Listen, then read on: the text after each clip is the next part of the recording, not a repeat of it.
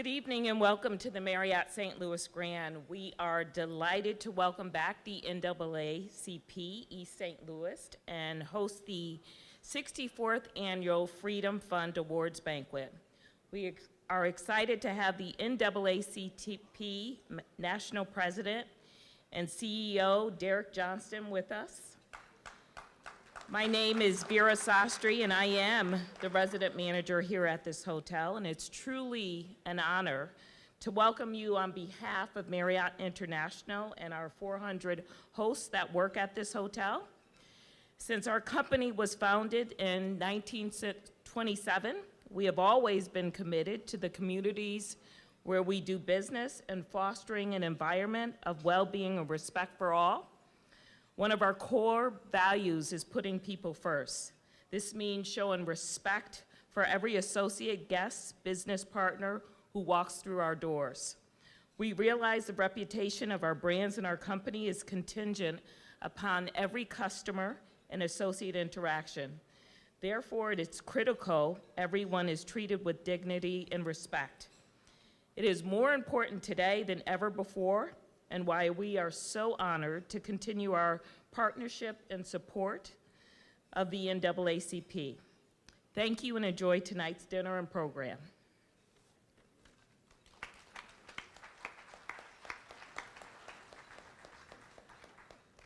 Next, we will have the official welcome, greetings, the occasion, and the acknowledgement of elected officials. If the presenters will please come to the stage in their respective order. First, we will have East St. Louis Mayor Amika Jackson Hicks, Illinois 114th District State Representative Ms. Latoya Greenwood, and NAACP Illinois State Conference President Teresa Haley to bring the welcome. This will be followed by greetings and occasion from Bruce Hawk, President of Illinois America Water Company and Banquet Chair, and Curtis McCall, Jr., Mayor of the Village of Cahokia and Banquet Co-Chair. Then we will have Circuit Judge Zena Kurse to acknowledge the elected officials we have tonight. First, East St. Louis Mayor.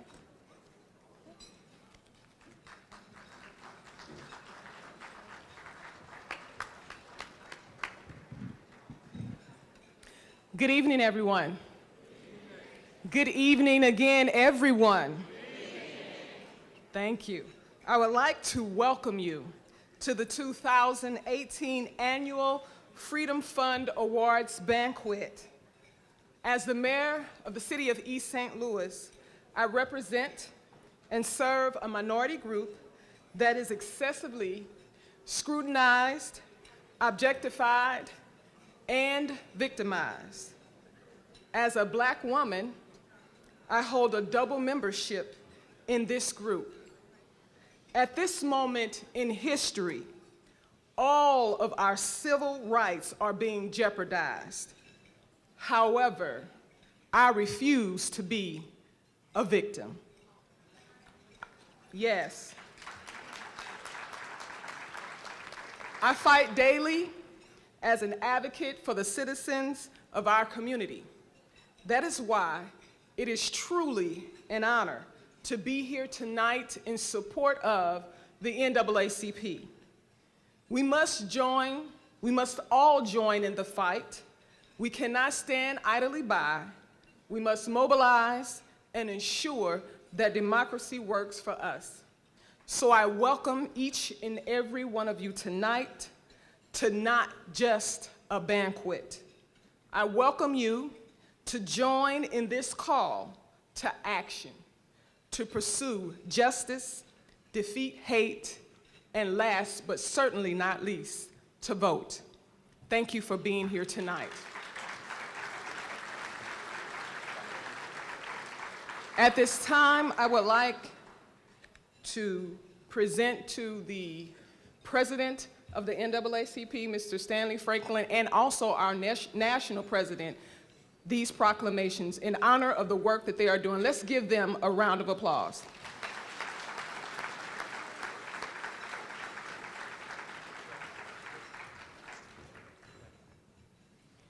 Thank you, and welcome again. Thank you very much.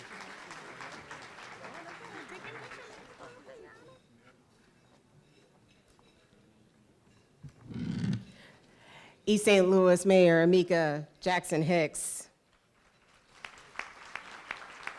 Next, I would like to call up Representative Latoya Greenwood. She has some remarks. Representative Latoya Greenwood.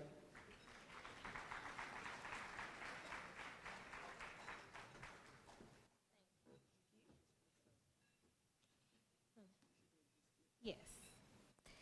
So as I made my way to the stage this evening, the words of Pastor Griffin of Greater Mount Olive Baptist Church has stuck in my head. I visited his church recently, not too long ago, and he repeated the words, "The Lord keeps blessing me." And we are indeed blessed to be here for this occasion. Good evening, everyone, and welcome to the 64th Annual Freedom Fund Awards Banquet. I welcome you to join us in honoring the awardees here tonight. These honorees are deserving recipients for their distinguished service in their community. As the Illinois 114th District State Representative, it is my job to fight for and effect public policy that will be of the best service to the people. As we ready ourselves for the midterm election, we must remember that those elected into office can either change the current tide of our country or allow injustices, civil rights violations, and inequalities to overflow into a deluge that may serve to drown us all. As our great leader from Illinois, Abraham Lincoln, once said, "The ballot is stronger than the bullet." Tonight, I'm asking you to use the greatest weapon that you have at your disposal. Use your ballot to defeat hate. Thank you, and God bless you all.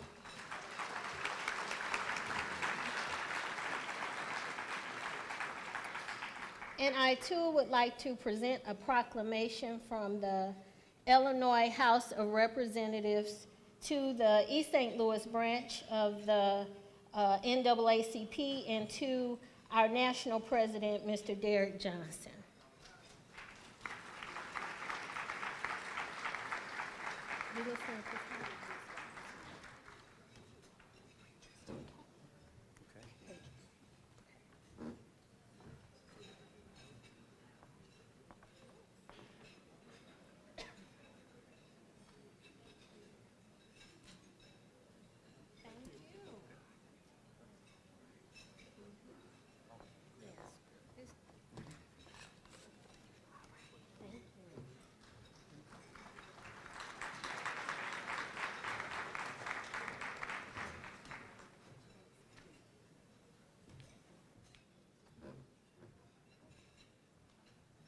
Good evening. I am so happy to be here. I am Teresa Haley. I am the president of the Illinois State Conference of the NAACP. And I'm sure you're excited, just as I am, to have our national president and CEO, Mr. Derek Johnson, here. Let's give him another hand. As a member of the NAACP, we continue to fight for freedom and justice for all. As you saw this past week in Chicago, Illinois, with the Laquan McDonald situation, this is the first time in Illinois history that a white police officer has been sentenced, convicted for killing a black person. Let's give it up for justice.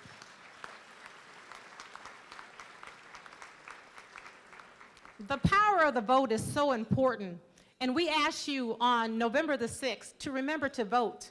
It's great for us to get people to register to vote, but we have to get them to the polls on Election Day so we won't see happening what we saw this weekend with Judge Kavanaugh. So are you going to show up and vote on Election Day?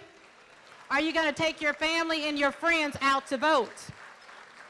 Our theme is defeat, hate, vote. Defeat, hate, vote. Defeat, hate, vote. Welcome. As president of Illinois American Water and the banquet chair, I bring greetings to you this evening. It has been an honor to chair the 64th Annual Freedom Funds Award Banquet, an event which recognizes those who tirelessly advocate for their communities. Every year at Illinois American Water, we invite elementary school children to imagine a day without water. The children draw pictures of what it would be like without water.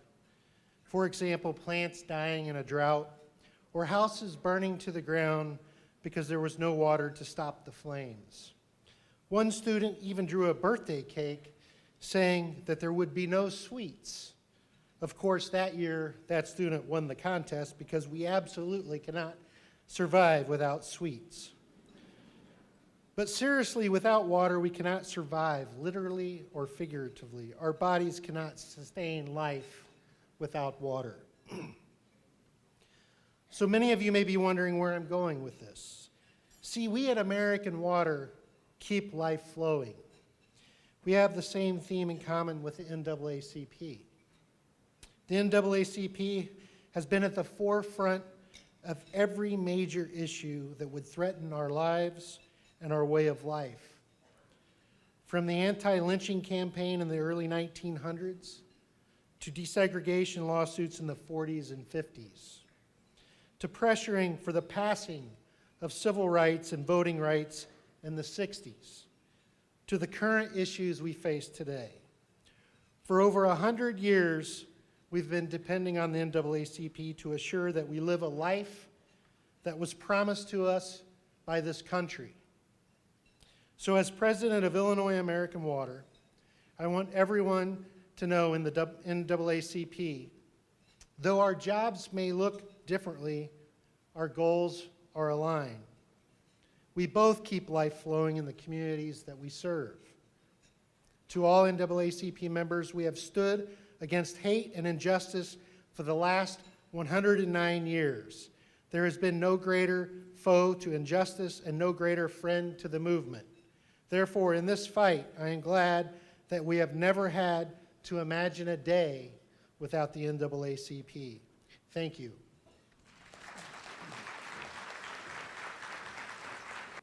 Good evening. As the mayor of Cahokia, Illinois, it is a pleasure, and I would like to extend a very warm welcome to all of you in attendance at this wonderful event tonight. I am very grateful to be the co-chair of this year. Many of you here that are here tonight are in support of a family member or a friend who is receiving one of this prestigious award, and we thank you for your support.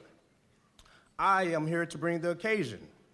This year finds us a month shy of one of the most important days in our country's history.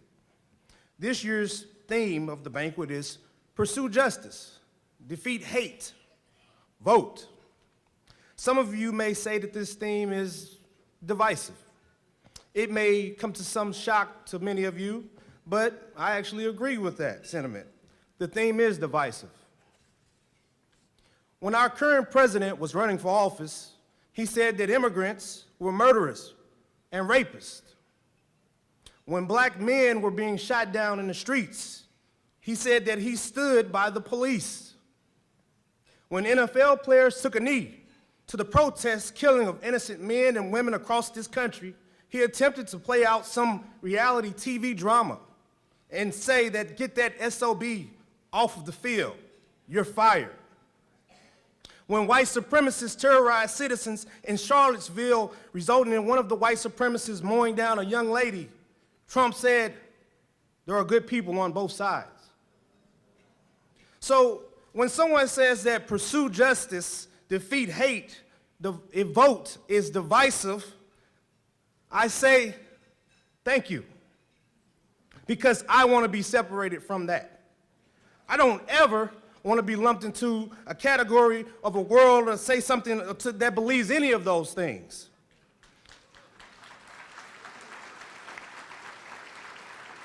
So separate me from that. I want to assure that my voice is heard loud and clear when I say let's go out on November the 6th and stand divided from hate. Let us pursue justice, defeat hate, vote. It's your responsibility. Thank you.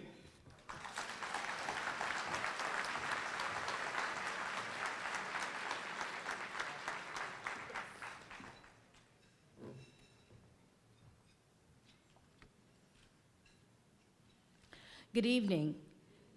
My name is Zena Cruz. I am a circuit judge in the 20th Judicial Circuit for the state of Illinois. As a judge and a civil servant, my job is to impart sound judgment that is fair and unbiased. That should be the standard for all judges. Currently, as the confirmation hearings of now Justice Brett Kavanaugh have become the subject of almost every news program, one has to wonder, why now? Why, when he is up for a seat on the highest court of our land, has his ability to judge become important? Why, only now, is his feasibility to judge called into question? The issues raised during these hearings are indeed critical. I myself can say, me too. However, for over 15 years, he has made decisions that have affected the lives of our fellow men and women, but it is only now that we scrutinize his ability to be fair and impartial and to represent the bench with integrity and honor. Judges make decisions every day on important matters that affect our emotional and financial lives.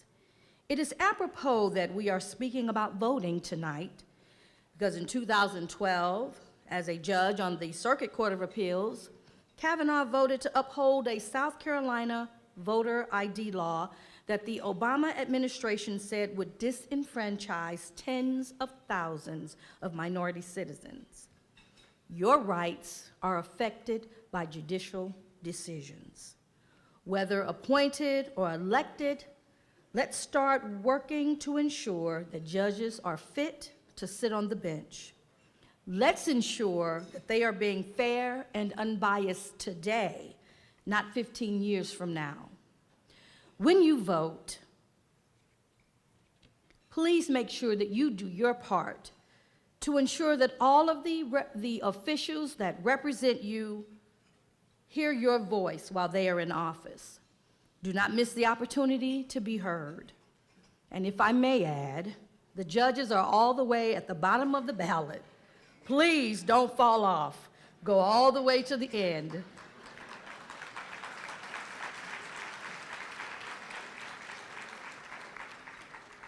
Will all of the elected officials, including elected judges who are here this evening, please stand? Remain standing, please.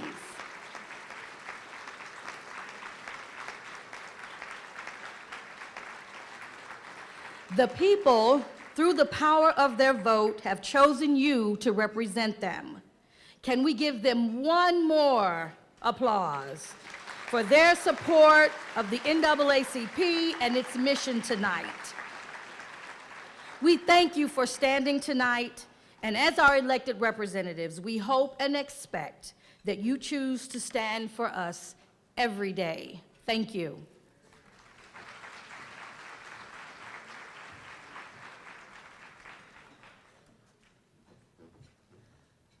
Can we give another round of applause for all those who helped to open the program tonight? The NAACP has been fighting for justice for over 100 years, and I am glad to be here to honor those who spend their lives fighting toward that goal. I must say that it is truly an honor to do my very small part tonight to help with that goal. So now it's my pleasure to introduce Mr. Stanley Franklin, the president of the East St. Louis branch of the NAACP. Just a little background on him. Mr. Franklin has been branch president since 2012. One of the first initiatives when he began his service was to educate the community on the work of the NAACP. Because of his enthusiasm, members of the community began to join the ranks of the NAACP. That's why the East St. Louis branch of the NAACP, for the 4th consecutive year, has had the largest new and renewing membership in the state of Illinois. Yes. This year alone, he participated in several programs to uplift the community. He met with the Belleville Township High School superintendent to get an update on an initiative to increase diversity in hiring practices. He worked to assure that citizens of East St. Louis understood the platforms for those running for office. He worked with the National Pan-Hellenic Council of East St. Louis on a candidates forum. He was a guest speaker at Rock Chapel AME Church, where he spoke about uplifting the African-American family. He was also part of the AFSCME Local 1805 kickoff of the I Am campaign, which honored the memory of Martin Luther King and served to redirect the union's efforts to focus on fighting for justice and equality. Again, everyone, one more time, the president of the East St. Louis NAACP. And to finish that introduction, moreover, the local NAACP has been actively involved in working with the youth of our community. Mr. Franklin spoke at the Iron Sharpen Iron Youth Summit program at East St. Louis Senior High School and was a participant in the District 189 Spring Family Forum. Additionally, he has continued to build the East St. Louis branch of the NAACP's ACSO program. ACSO, the Afro-Academic, Cultural, Technological, and Scientific Olympics, is a program designed to encourage the community's youth to participate in humanities, performing arts, sciences, STEM, visual arts, and entrepreneurship. As a result of the branch's efforts, 11 contestants earned gold medals at the East St. Louis branch of the NAACP's second annual ACSO competition. And nationally, Christina Jones won a gold medal and Miles Waldington won a bronze medal. Both will be displaying their talents later this evening. Ladies and gentlemen, please stand to recognize Illinois Association of Club Women and Youth Athletics Man of the Year, and also your president of the East St. Louis branch of the NAACP, Mr. Stanley Franklin. Thank you. Thank you. Great job. Great job. Good job. Yes.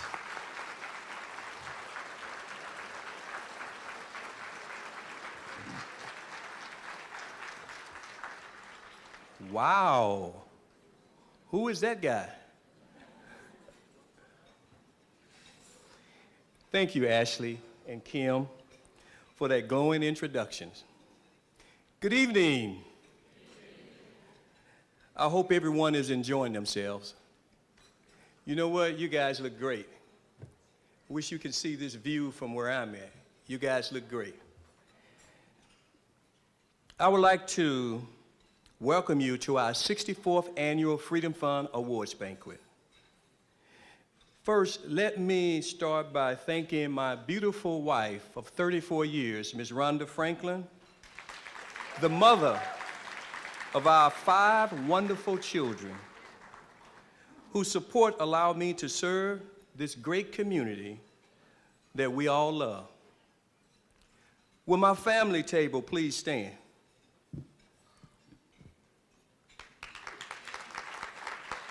Family is where life begins and love never ends. Thank you for supporting me again.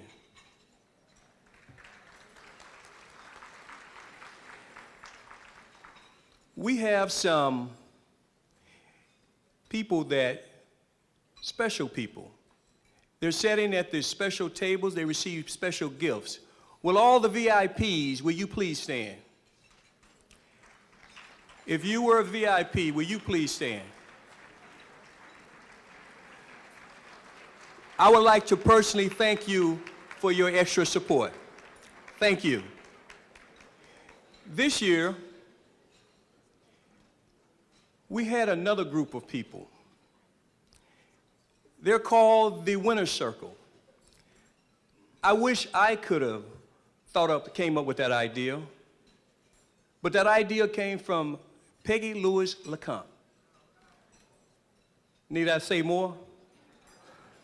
Will the Winner's Circle table please stand? I'm expecting a lot from that Winner's Circle table, okay? Thank you for that extra support. Some of you may have heard that the East St. Louis branch is doing some great things with our youth. You noticed that when you came in, you saw these young people back in the back that was hostess and things of that nature. The East St. Louis branch, we have a youth council that has won awards on the state level and national level. Those youth people are out somewhere in the hall. They're probably They probably maybe have been the ones that escorted you back into this room. I don't know if I can see, the lights are kind of bright. Will the youth council please stand and wave your hands? They should be back in the back someplace.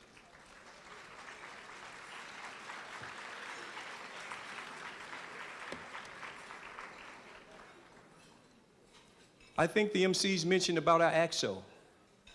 We're so proud and excited about AXO. What is AXO? Afro-Academic, Cultural, Technological, Scientific Olympics, the Olympics of the mind. Our AXO program this year, this is the second year that we have engaged in AXO. The first year we had some winners on a local level, and we went to the national, and we received a silver medalist in the area of vocal. I think it was vocal. Was it not vocal? No, it wasn't. It was oratorical. He won a silver medal, and that young man is here tonight. The second year, we're just getting started. The second year, we went to the actual competition, and we went and we won 2 medals. And you're going to hear a lot about that a little bit later. Next, I would like to welcome our keynote speaker, a guy, the #1 civil rights advocate in the country, is here tonight. Mr. Derrick Johnson came all the way. He's been traveling for the last 6 days. When we picked him up from the airport, he said that it's been 6 days on the road, but he wanted to come here and show his support for the East St. Louis branch. Our keynote speaker, I want to thank him for accepting the invitation, and I look forward to hearing your presentation. I would like to also acknowledge my fellow colleagues in the NAACP. We have the Illinois State Conference president. She came and gave welcomes earlier, Teresa Haley. She's in the house today, Teresa. We have the O'Fallon branch NAACP president, Ms. Francine Nicholson. She's over in the corner. We have Edwardsville NAACP in the house. We have Will. He's the first vice president. He's over in the corner. We also have the Alton branch NAACP. We have the first vice president. I think she's up in the seat. She's Marie. I think she's, wave your hand. I think she's up there. I can't see. The lights are blinding me. We have the president of the St. Louis City NAACP, Adolphus Pruitt. Adolphus, will you wave your hand? Okay. We have Adolphus Pruitt there. We also have the president of the St. Louis County NAACP, the Honorable Esther Haywood. Esther, could you have? We also have her grandson, John Gaskin. He's a member of the St. Louis County NAACP. Did I forget someone? I almost forgot. We also have the Madison County NAACP. Somebody from Madison County. We have Madison County here. With Madison County, wave your hand. Somebody from Madison County back in the back or up at this? Okay, we want to thank you. Thank you all for your support this evening. I would also like to thank the East St. Louis branch NAACP members. Those that are members of the East St. Louis branch, will you kind of stand? Would all the members of the branch please stand? It's not a trick question. What we're doing is that, I don't know if you all heard them earlier, but they said that the East St. Louis branch has won the membership for the 4 consecutive years. So everybody that did not stand, that means we have work to do. Where is the membership chair? Thank you. Now, a special thank to all the banquet committees, members and chairs who worked so hard to make this evening possible. Can you please stand? Give them a round of applause. Tonight, we ask you to pursue justice and defeat hate. Vote. Pursue justice and defeat hate. Vote. This is the midterm election. It's very, very important. So this is not a banquet this year. It's about raising the consciousness of people to get them to go out and register to vote, to mobilize the people. Some people say that our vote is a privilege. Let's think about that. A privilege to know something that is given to you, something that you did not earn. The Revolutionary War, in which Crispus Attucks fought and died about vote, fighting for a vote. We've all heard the short term, no taxation without representation. After that, we fought for the passing of the 15th Amendment, which makes it illegal to prohibit anyone from voting on the basis of race.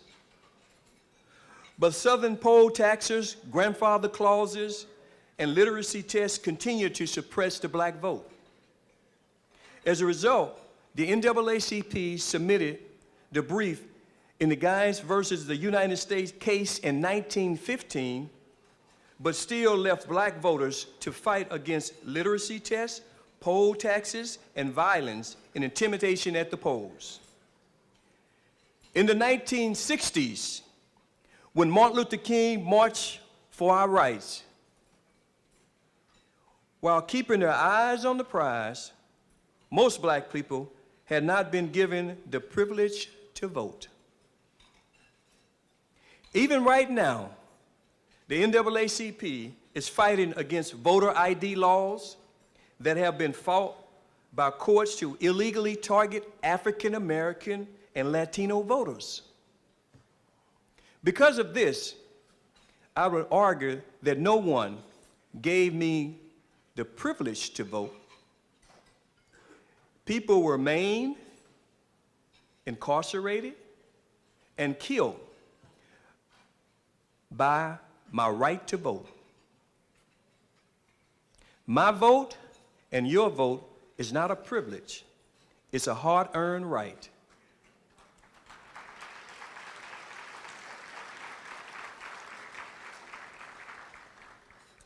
And why is it important to have that right? It is important because there's power in the vote. FDR said, "Let us never forget that the government is ourselves and not an alien power over us. The ultimate ruler of democracy is not the president, but the voters in the country." Your right, your vote is your right, your vote is your voice. On November the 6th, be heard. Thank you.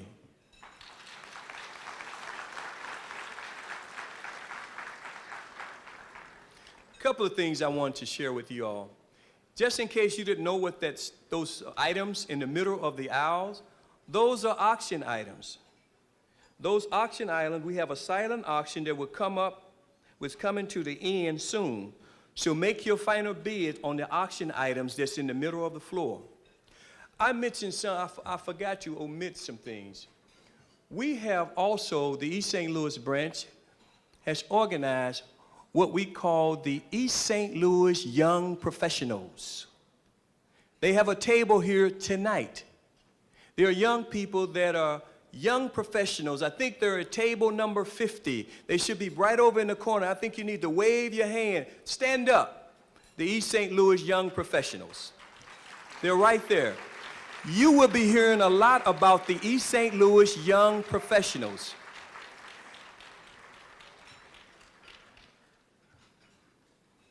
At this time, I would like to thank our sponsors and present them with an appreciation award.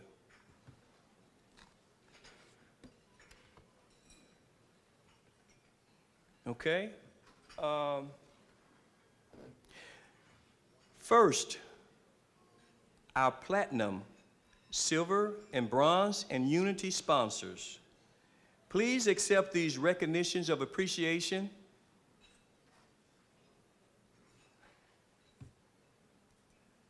I'm going to be joined by our chair and our co-chair. You can come up on the stage.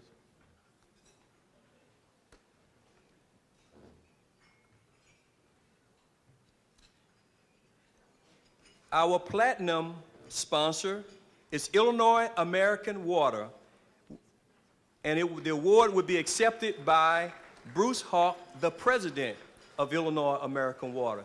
He's also the senior vice president of the Midwest District of American Water. Did I say that right? Let me present him with his award.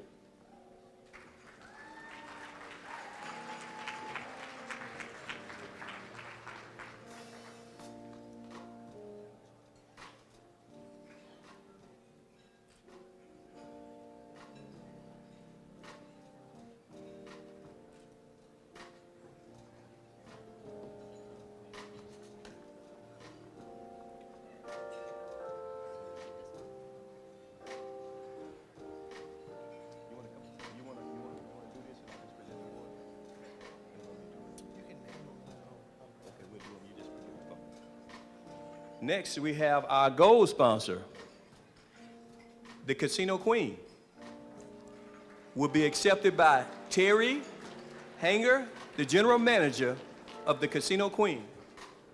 Oh, here you go, right here, okay.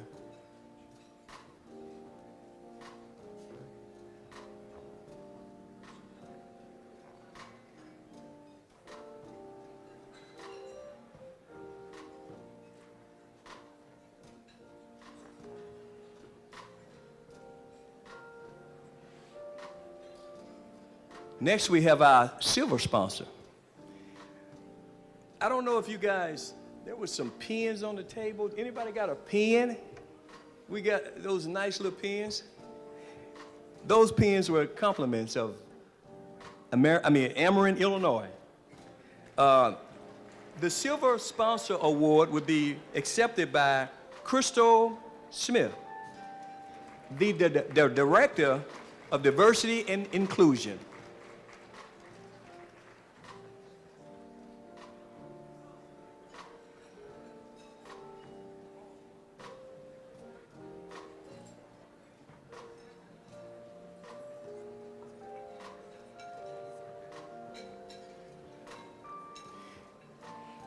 You know, let me make this quick correction. I should have said Crystal Ross Smith. Did I get it right? Crystal Ross Smith. Our next silver sponsor is from the city of Cahokia, accepted by the mayor, Curtis McCall Jr.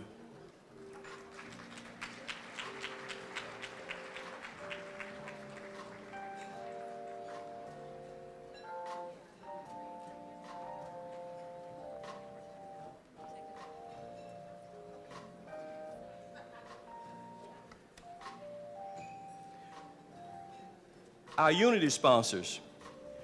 Our unity sponsors is, we have the Southern Illinois Healthcare Foundation. The award would be accepted by Larry McCullen, the president and CEO of Southern Illinois Healthcare Foundation. Oh, Larry, okay. Larry is also, he's sitting at the winner's circle table. He received an award a few years ago, so he decided that he wanted to sit around with some winners. No, I'm just kidding.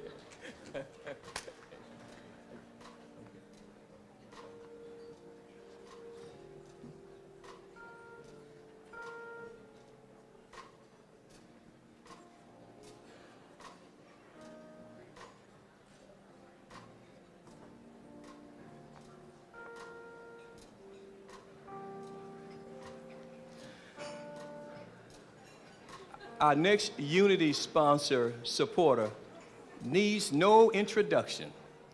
The Jackie Joyner-Kersee Foundation is being accepted by the president and the CEO of the Jackie Joyner-Kersee Foundation, my classmate, Jackie Joyner-Kersee.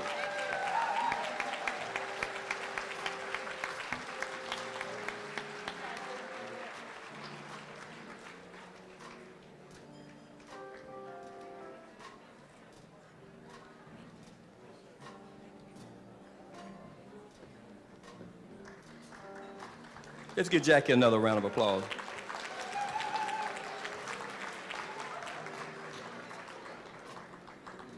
Our next Unity sponsor is from the Memorial Hospital, BJC Healthcare. It will be accepted by a member of Belleville Memorial, okay?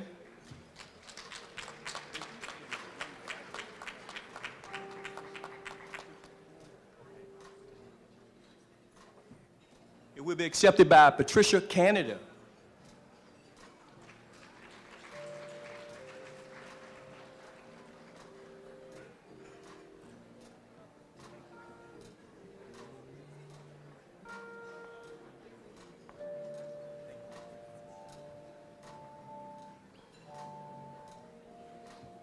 Our next Unity sponsor is the Memorial Care. Memorial Care is out of Long Beach, California. Out of Long Beach, California. The award will be accepted by Dr. Clifford Hancock.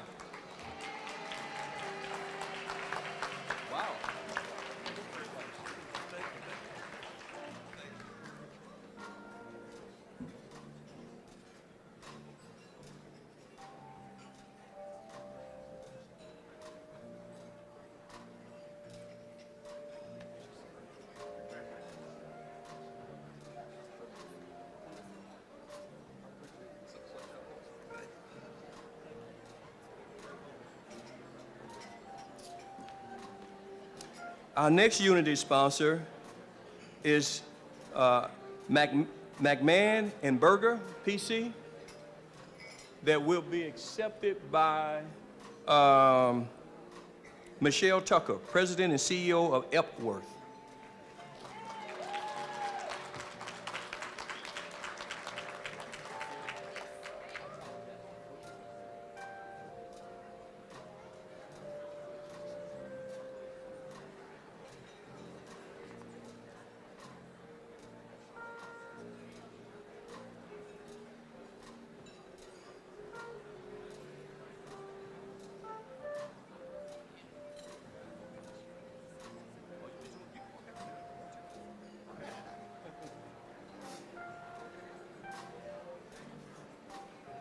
Unity sponsors.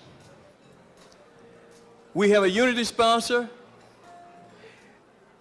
and it's the Urban League of Metropolitan St. Louis. It's going to be accepted by Michael Holmes. He's going to come up here.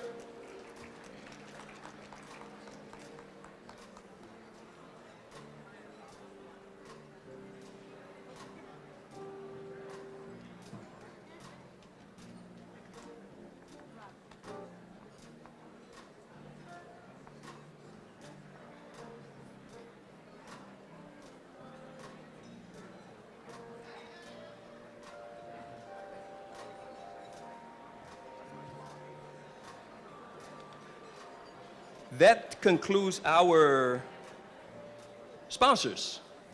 Now we got special recognition to go to our honorary chairs.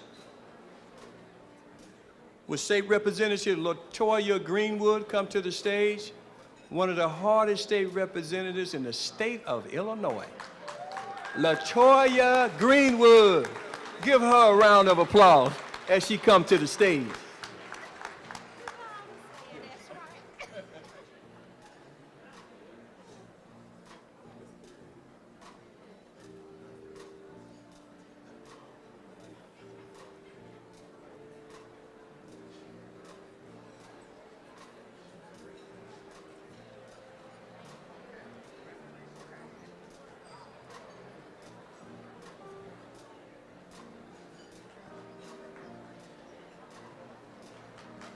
Okay, Latoya Green. Our next honorary co-chair is the mayor of the great city, the city of champions, the mayor of East St. Louis, Miss Amika Jackson Hicks.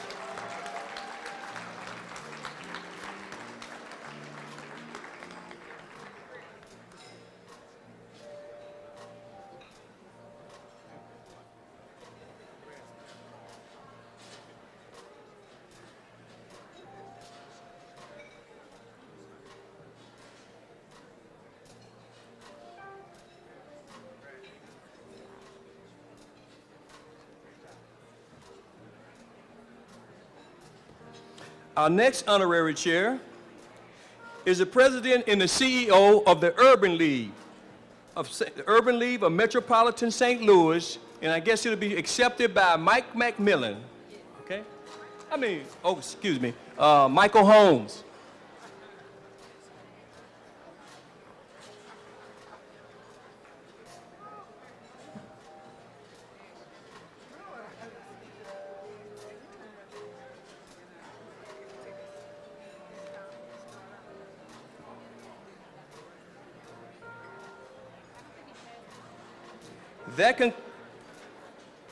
Hold on. Our next honorary chair is the president of the Casino Queen, Jeff Watson, and I think that's going to be accepted by Mr. Hanger. Yeah. Terry Hanger, you can come accept that for Jeff.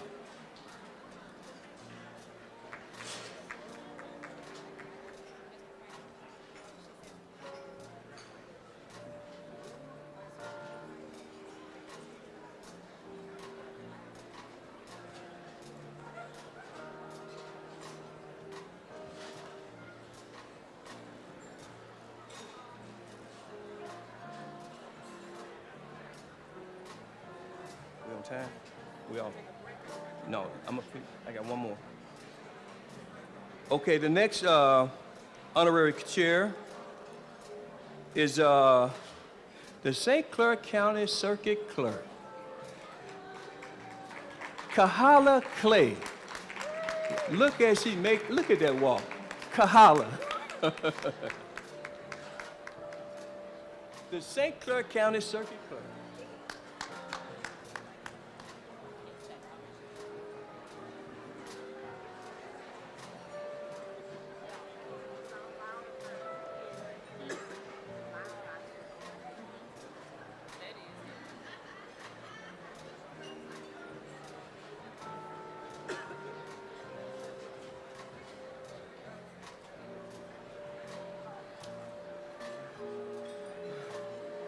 Our next honorary chair is Miss Erin Karen. If you were downstairs in the VIP reception, everybody knows Erin. They're going to talk about a little bit later when they talk about them scholarships, okay? Erin Karen.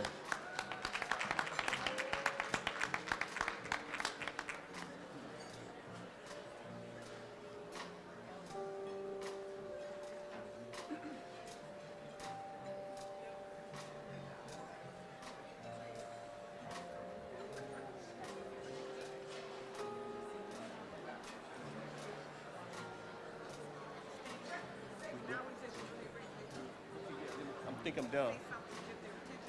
Okay, let's do this. I want to give a special thanks to this year's banquet chair and co-chair. Thank you for what you did in terms of making this banquet a successful. We have some awards for you guys also. We're going to present our chair and our co-chair with an award. Bruce Hucks and Curtis McCall Jr.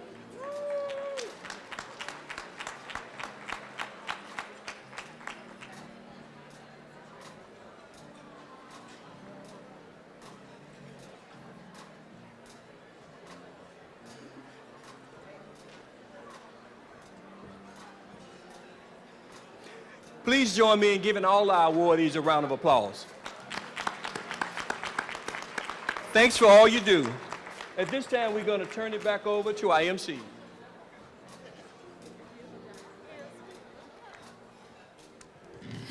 One more round of applause for all of our awardees and all of our sponsors, all of our board members, everyone who's worked so hard on a very special experience tonight. All right, right now we're going to welcome back our president, Mr. Stanley Franklin. He will begin the second half of our evening with the presentation of the President's Award.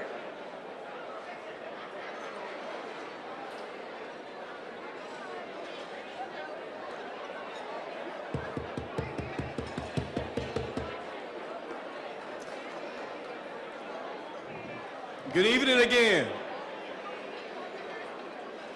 Good evening again.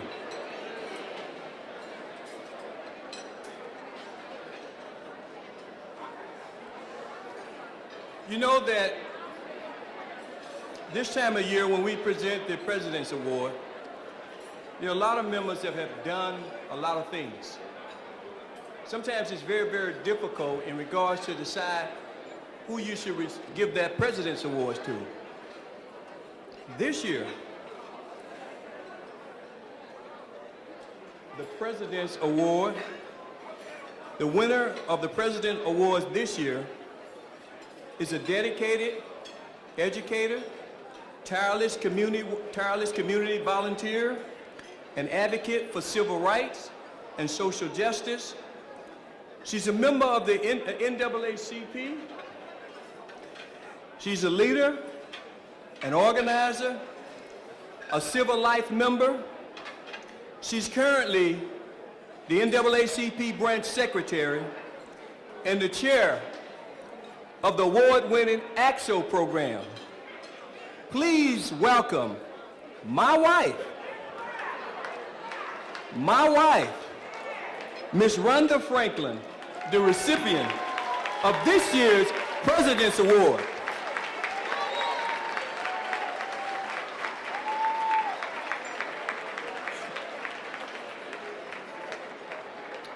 Rhonda is committed, and she deserves and encourages young people by inspiring them with the AXO program in the East St. Louis NAACP.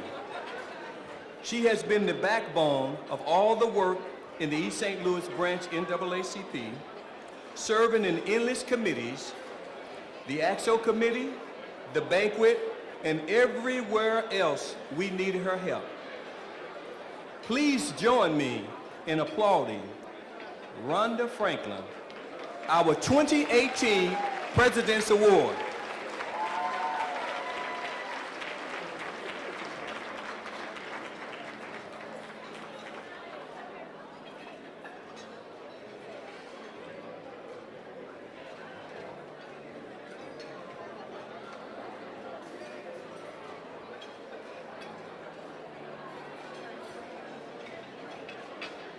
Now, Rhonda is somewhat shy. And her father's in the house. Would her father raise your hand? That's Rhonda. That's my father-in-law. Yes. Give it up to my father-in-law.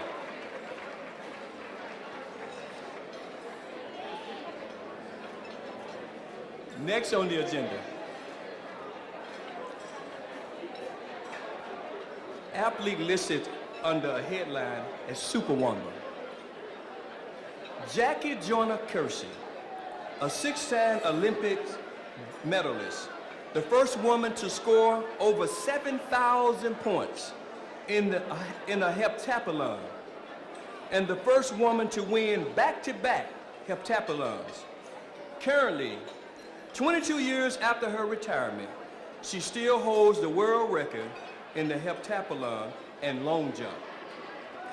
Named by the world-renowned Sports Illustrated as the greatest female athlete in the 20th century. Her athletic achievements alone garner her a stellar. However, she didn't stop there. As a native of East St. Louis, she came back home to the community. She nurtured young people. She founded the Jackie Joyner-Kersee Foundation. As CEO, she mentored the youth in the community. Every year, the foundation serves over 2,200 children. In this summer camp and after school, athletic, character building programs such as Winning in Life program. Ladies and gentlemen, please join me in welcoming our 2018 Stellar Award winner, Jackie Joyner-Kersee.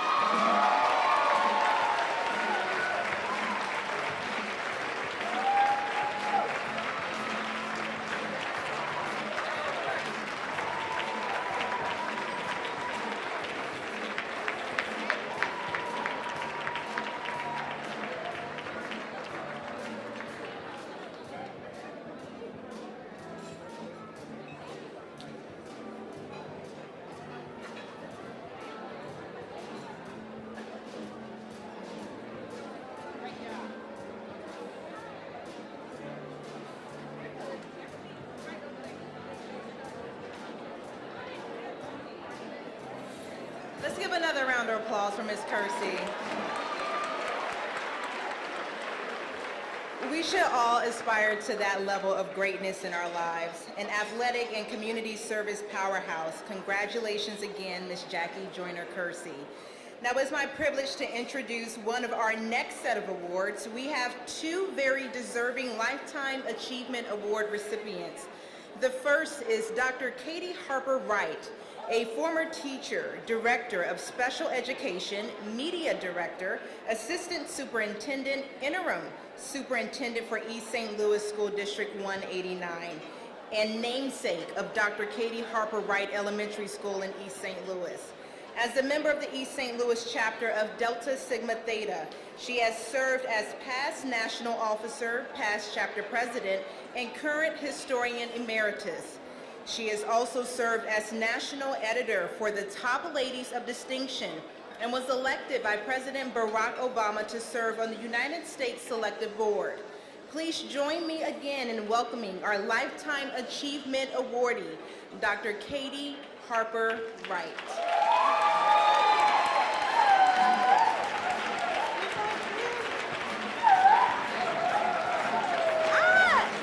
She just also had her 95th birthday. Let's give her another round of applause. I think we all aspire to get to that age.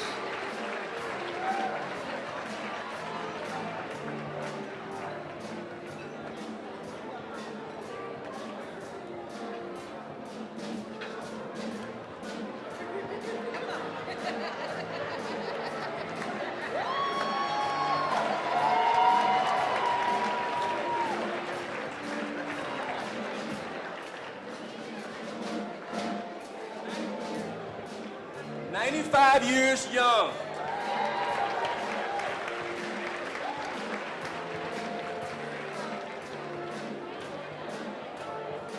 I think she's going to give you a run for your money, Mr. President.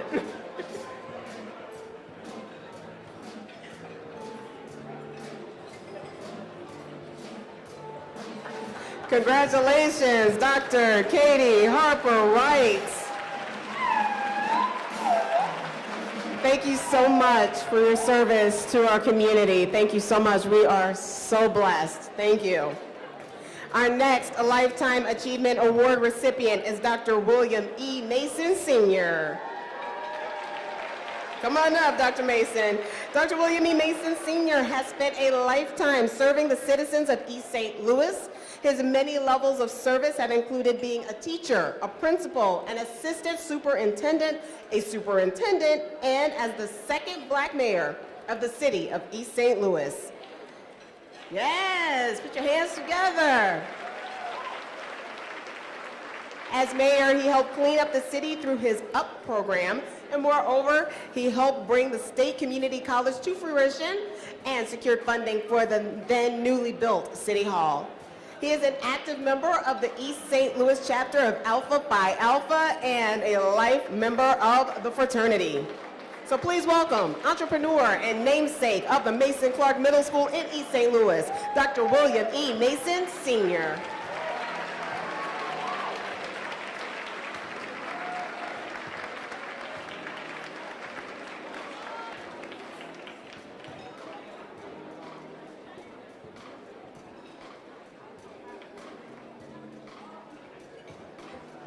Let's give Dr. Mason another round of applause. Our next award is the Rising Star Award. Rising Stars are for young people who are already making an impact in their community. Our Rising Star awardee is Sonique Sanders. Ms. Sanders has a passion for community service that began when she was a small child in elementary school. While attending Madison Elementary, she conceived of a spearheaded From Our Hearts to Yours coat drive, where she collected over 150 coats, hats, gloves, and scarves for needy children in the district. She also mentored and tutored her classmates, encouraged youth to stay in school and be respectful to their elders. She shared a special bond with her grandmother, for whom she serves as her caregiver. Because of this bond, and her mother's sacrifice for her family, Ms. Sanders has dedicated her life to serving, sharing love, and helping others. Again, join me in recognizing our Rising Star Award to Ms. Sonique Sanders.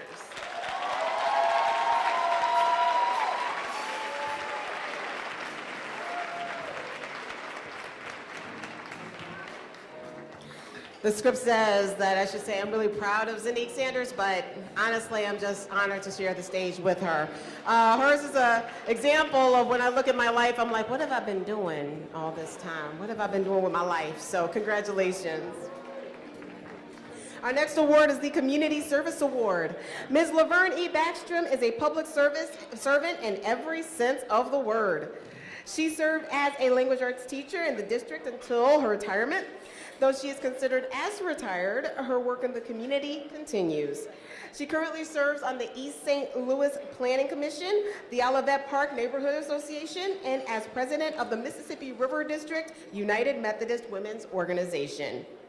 She is a member of the Lighthouse Community Development Corporation, the Leslie Bates Davis Neighborhood House Board, and Top Ladies of Distinction. So please join me in congratulating Ms. Laverne E. Backstrom, this year's recipient of the Community Service Award.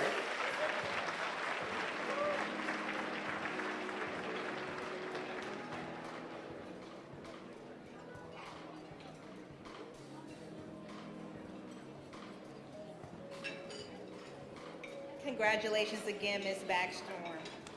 Mr. Joe Wiley, owner of Quest Management Consultants, is the recipient of this year's 2018 Minority Entrepreneur of the Year Award.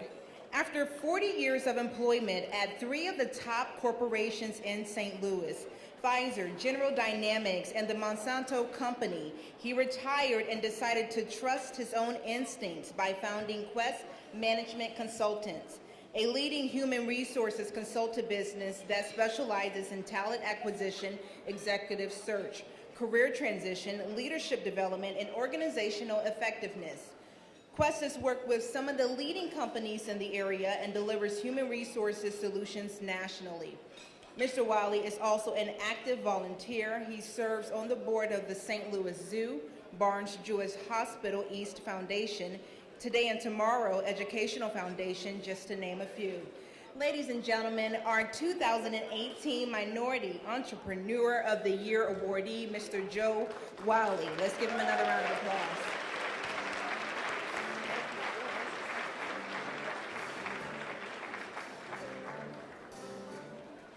While he gets his picture, some of you may not know this, but in addition to all of his other work, he has also placed his hat in our arena. He was a TV basketball analyst for St. Louis University Basketball Billikens. So, to the voice of the Billikens himself, congratulations, Mr. Wiley. Our next award could not go to a more deserving recipient. The recipient of this year's Community Health Award is none other than Dr. Clifford A. Hancock III.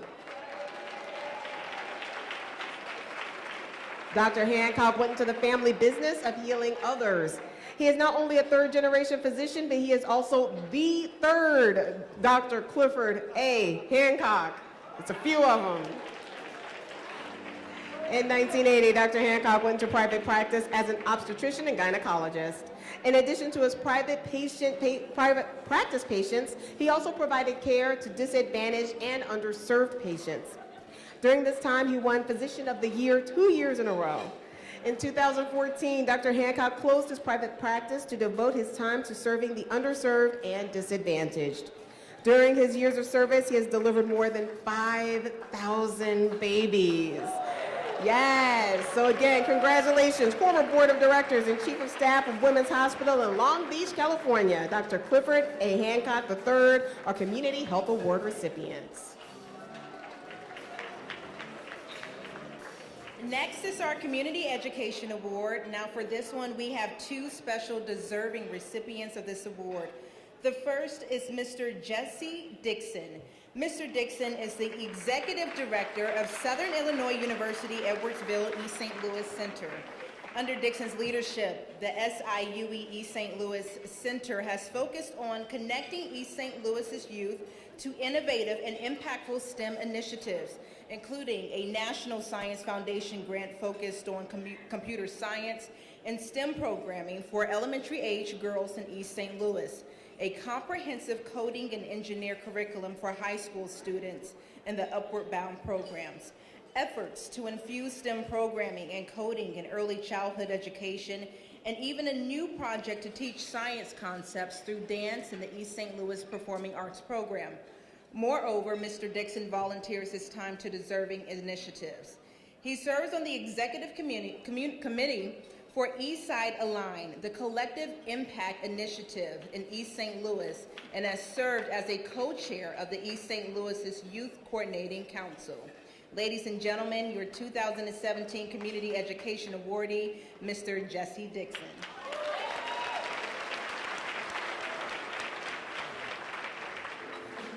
Next up, we have Miss Charlotte Jordan Edwards. She is also a recipient of our Education Award. Miss Jordan Edwards was one of the fortunate ones as she realized her calling while serving as a proof copier at the East St. Louis Monitor while she was still in high school.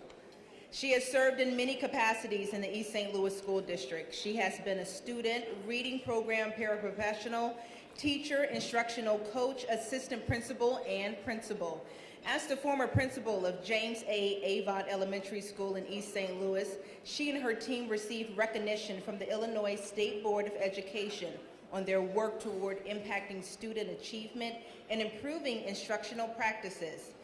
Avant Elementary School was also designated as mentor school under the leadership of Miss Edwards as principal. She is a member of the East St. Louis Alumni Chapter of Delta Sigma Theta Sorority Incorporated and holds professional membership in Association of Supervision, Curriculum, and Design, Phi Theta Kappa Honor Society, and the National Association for Education of Young Child. Ladies and gentlemen, let's have another round of applause for your 2018 Community Education Awardee, Ms. Charlotte Jordan Edwards.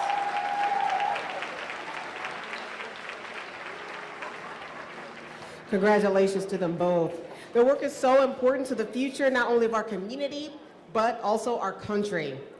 Our next award also goes to someone who has served our country. Our next award is the Veteran Award. Retired Major General Marcia Anderson is this year's recipient of the Veteran Award. During her exemplary military career, she surpassed goals that as a young child in District 189, she could never have conceived of. General Anderson has accomplished many firsts in her military career, from her commissioning as a second lieutenant to becoming the first African-American brigadier general to serve as the Deputy Commanding General of the Army's Human Resources Command, which supports over 1 million active duty, reserve, National Guard, and retired soldiers. 2011, when she was confirmed by the United States Senate as the first African-American female major general in the Army, Army Reserve, or Active Army, and was assigned as the Deputy Chief Army Reserve, where she had oversight of an $8 billion budget and over 220,000 soldiers and civilians. Today, in retirement, she donates her time to the United Way and is director for the Green Bay Packers, as well as Madison Gas and Electric Energy Company. Please join me in congratulating Major General Marcia Anderson, a recipient of the 2018 Veteran Award. Thank you so much for your service.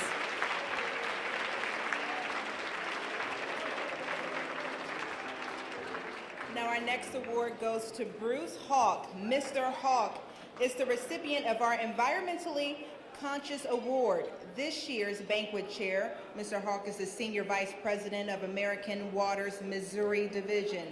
Mr. Hawk also serves as president of Illinois American Water, the largest investor-owned water utility in the state, providing water and/or wastewater services to approximately 1.3 million people. In his role, he reinforces and strengthens customer, regulatory, and local government relationships, drives operational and financial results, and is the principal external contract for American Water Illinois. He is a champion of employee recognition and inclusion. He often says the best assets of Illinois American Water is its employees. This is supported by his strong focus on employee safety and diversity.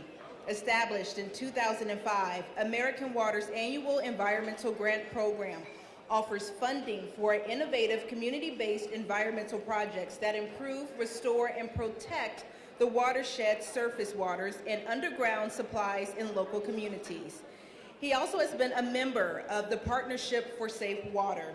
The partnership's voluntarily utility initiative was developed by the U.S. Environmental Protection Agency, AWWA, and other water organizations representing water utilities that strive to provide their communities with drinking water qualified that surpasses regulatory standards. Ladies and gentlemen, again, another round of applause for Mr. Hawk, our 2018 Environmentally Conscious Award recipient.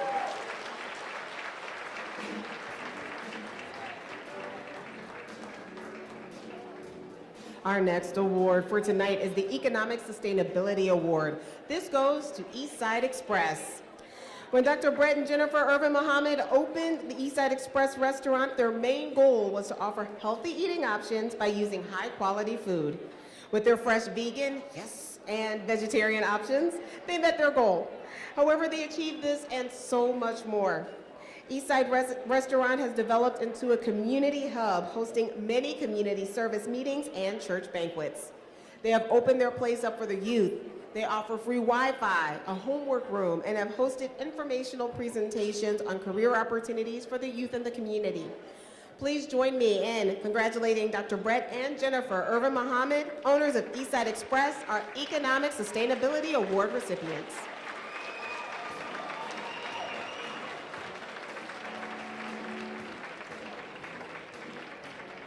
Next, it is my honor to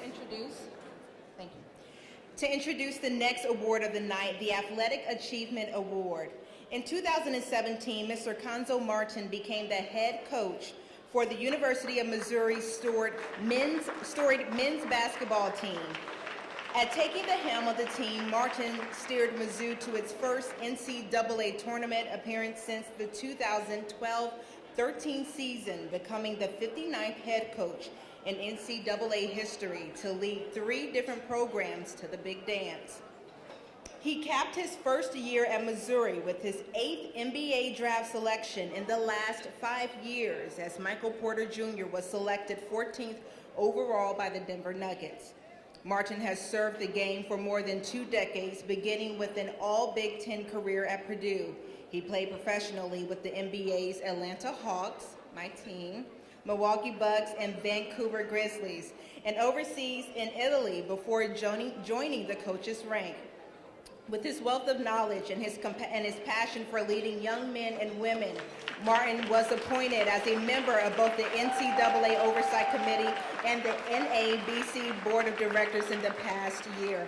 Again, ladies and gentlemen, let's give a round of applause for 2018's Athletic Achievement Awardee, Mr. Conzo Martin.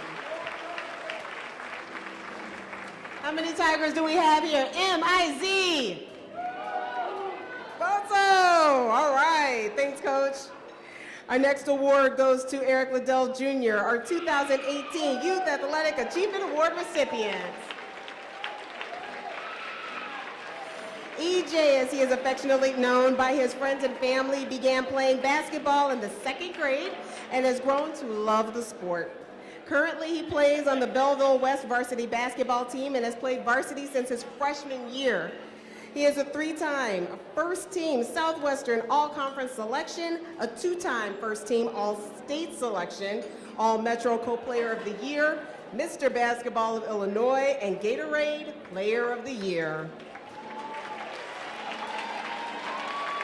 Now, besides basketball, he's a member of the East St. Louis chapter of the Sigma Beta Club, has made the honor roll his last 2 semesters, and maintains a 3.2 grade point average. So please join me in a round of applause for our 2018 Youth Athletic Achievement Award recipient, Eric Lidell Jr. Let's give another round of applause for all our recipients this evening. Now, everyone, we are in for a special treat tonight. We have a special presentation from our National ACT SO winners.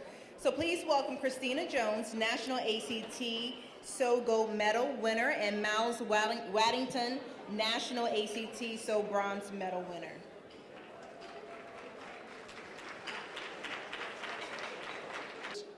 We have quite a few other youth that was involved in that show, but this is just only the start. We're just getting started.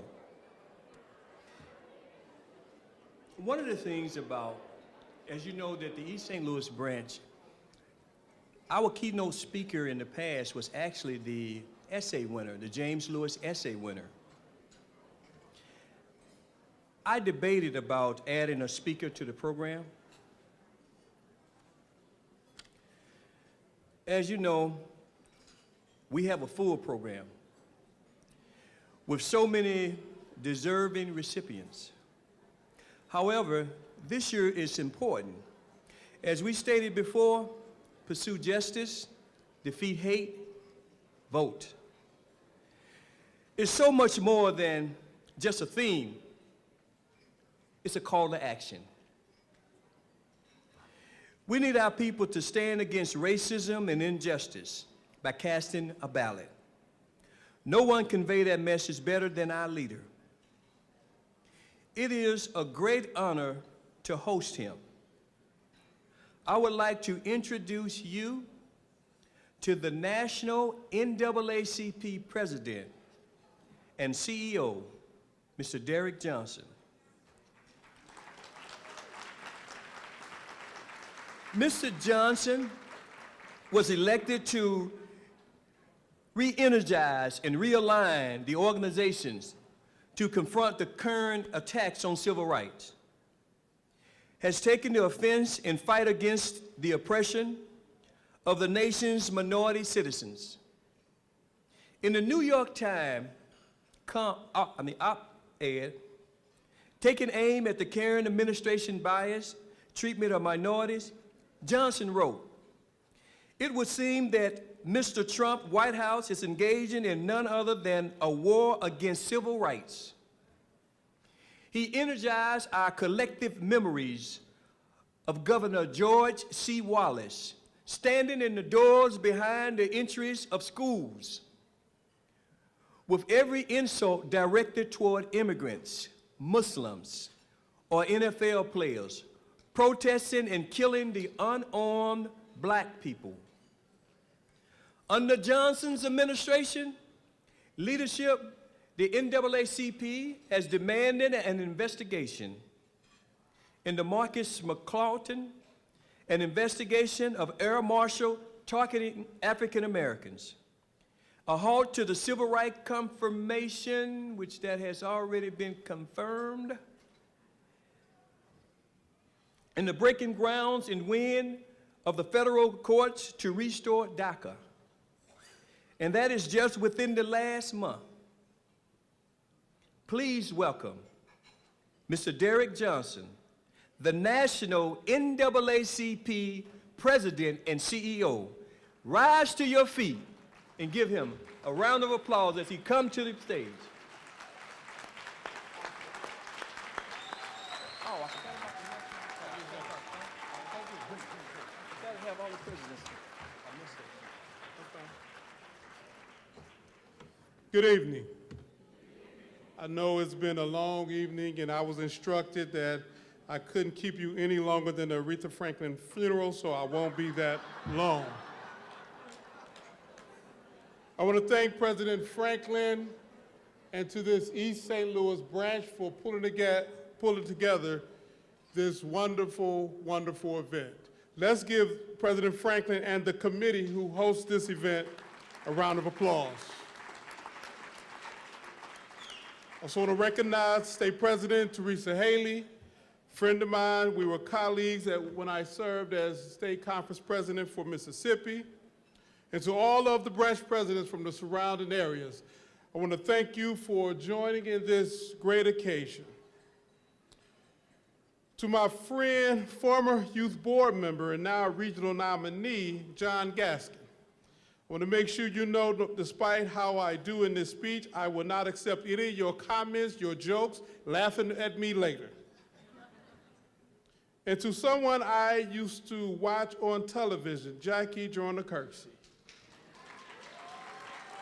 What a pleasure and an honor to be here.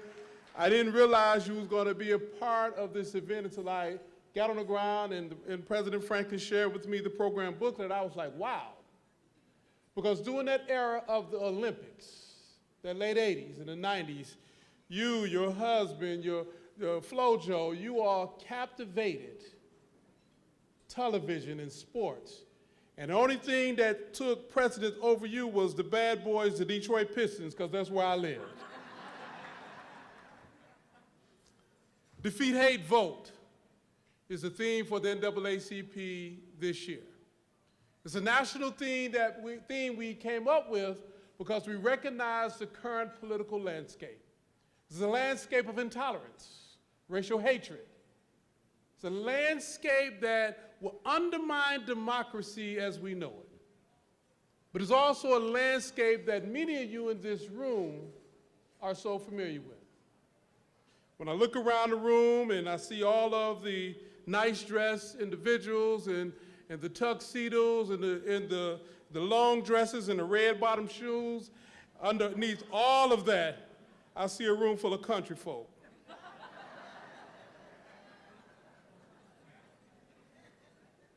If you understand the black migration, you understand that many of us are in this room as a result of leaving states of intolerance, of racial hatred. We've seen this before. In fact, if we take a poll today, many of you are no more than second generation removed from Mississippi or Arkansas or Alabama, Louisiana, and Georgia. Many of you ended up here because you was told of an opportunity where you could fully participate as citizens, or your parents was told of that opportunity, or your grandparents. The current political landscape is familiar. We've seen this before, and oftentimes we would try to quarantine what we're looking at as something that was a part of the 2016 presidential election only, not realizing that racism has always been around. In fact, if you think about 2008, some of you can recall where you were on that Tuesday in November in 2008. Excited. Grown men were crying. Women were shouting. Children we were running with excitement of the possibility. And then it was this proclamation that we are now in a post-racial society. You all remember those conversations? That now we have a black man in the White House, somehow racism will go away. As if it was about one election and one cycle that we will remove the need to fight against discrimination because discrimination was going to disappear. It was fascinating to watch after 2008, and then wake up and look at 2010, that midterm election when too many of us stayed at home. And the outcome of that midterm election set up the stage for what we see now. If we ever relax in this country and think one election cycle is going to change the history, we will be damned and fools. See, elections have consequences, and our vote is our currency. And when we as a community, we leverage our currency collectively, we see outcomes that benefit our communities. But anytime we sit down and not leverage our currency collectively, we get 2016 realities. What's fascinating is how we try to excuse away what took place by trying to say, if only the millennials would have voted, it would have made a difference. Truth be told, this is not a millennial problem. The reality is presidential elections is the high watermark. Many of us go out to the polls and we vote during presidential elections. But midterm elections is where we have the drop-off. It's during midterm elections where the real decisions are made concerning who would represent us in state legislative bodies and who would draft the policies that impact our quality of life daily, who would determine our children's futures or whether or not our elderly will be cared for, whether or not those who are disadvantaged will have the necessary protections. The health of any society is based on those three standards: how well we care for our elderly. Are we preparing our young people for a bright future? And do we protect the right of the disadvantaged, no matter how we determine disadvantage? And if we answer any of those questions as a no, we are living in a sick society. But racism has always been in the center of the conversation.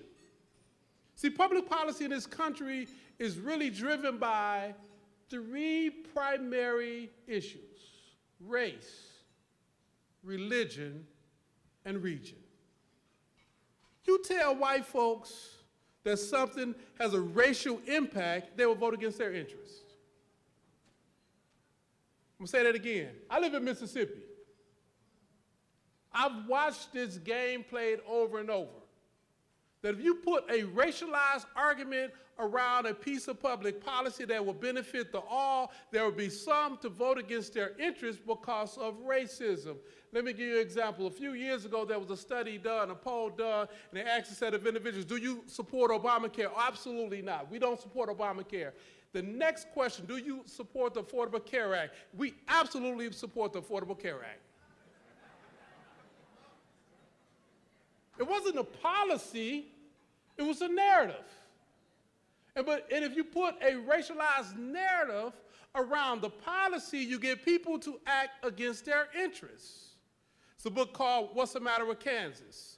Another study done. Put a religious argument around a policy issue or put a religious issue on the table, and it was around women's choice or same-sex marriage, and you begin to look at people's support candidates who say, I oppose 1, 2, 3, but people won't listen to that same candidate were pursuing public policy to privatize their pension fund. Morality, race, or region. We don't want this part of the state to receive the resources, therefore we're going to block them so we can get the money over here. East St. Louis is a victim of that regionalized fight. You all don't get your equal part of the taxes, and you never have. Because once it was deemed a black city, guess what happened? Race, religion, or region drives public policy. But if our vote is truly our currency, we overcome that psychology. Think about individuals at your state capitals, whether it was Missouri or in Illinois. You've had at point in times people to show up fighting against expansion of the Affordable Care Act with an oxygen tank.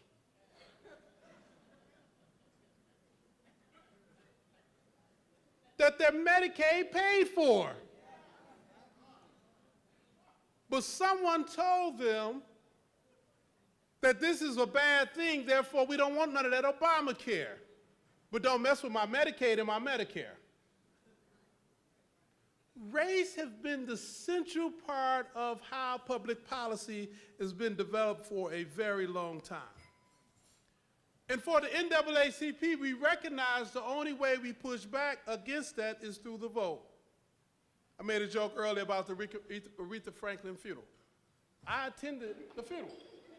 I was there all of 8 hours of the 10 hours they were there. But while I sat there, I listened closely to the individuals who went up and they spoke. And it was fascinating to me, the individuals who actually knew her, they didn't talk about her music only. They didn't talk about her celebrity. They talked about the things she did for other people when she didn't have to do it.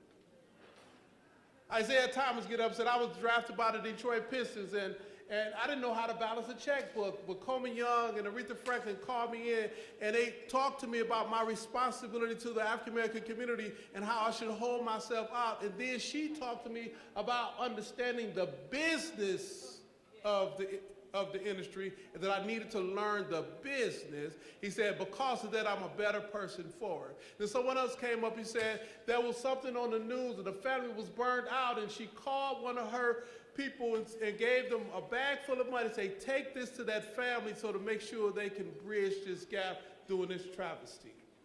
That she would hear about young kids who need a little help and send money there, never asking for recognition. Character is oftentimes defined around what the things people do in the dark when no one's looking. They do it because it's the right thing to do. That's character. Aretha Franklin had character, and people gave testimony to that. She would do things in the middle of the night nobody knew about, but you are a character if you're tweeting in the middle of the night.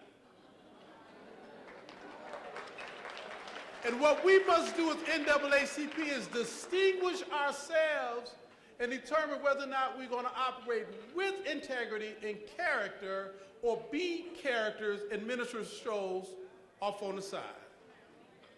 See, elections have consequences, and it's our responsibility with character to make sure we turn out to vote whether somebody bring a check to us or not.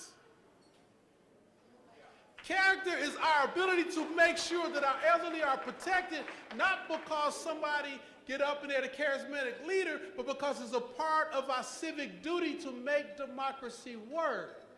Egocentric leadership fails us every time.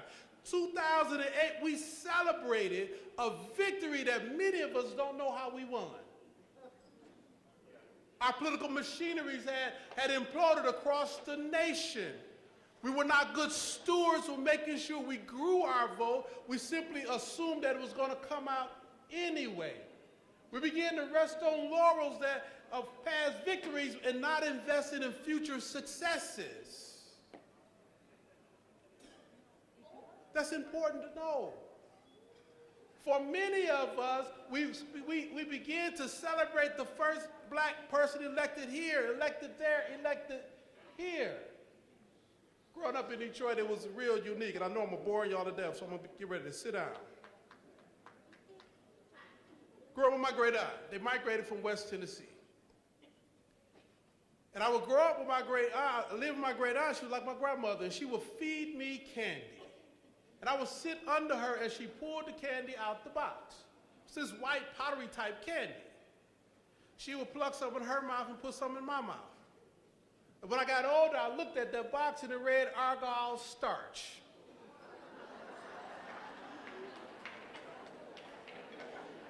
Some of y'all have had some Argyle starch. I told y'all there's some country folks in here. You looking like that, John? Argyle starch. Let me explain it to you. Your grandmama gave you some Argyle starch. Argyle starch was the thing that many of our ancestors used in the South when there was not enough food to go around during those lean months. So look around this room, most of us migrated to these communities as a result of the intolerance and racial hatred in the South, and that racial hatred was based on us working in sharecropping conditions, and as a result of that, we oftentimes didn't have enough. But those ancestors of ours, they knew chemistry. And because they knew chemistry, they understood that when you're starving to death, when you're hungry, my great aunt would never let me say I was starving to death. She would say, boy, you don't know what starving is. Starving is when you have hunger pains so bad that you cannot sleep at night. Starving is when you have been deprived of the nourishment you need over several days. What you have is greed. You don't want to eat what's there because you want something different, therefore you say you're hungry. Starving is something that we had to recognize as we grew up in this rural community in West Tennessee. But what they would do to overcome the hunger pains, they would ingest that starch, and because of the chemical reaction of the starch, it would expand in the stomach, giving you a sense of being full, although you're starving to death. So those are individuals who are our ancestors who had to migrate from the south to the north to find a better reality. They understood chemistry, and some of you probably today still eating some starch, some of them continued that habit because it was a habit of survival.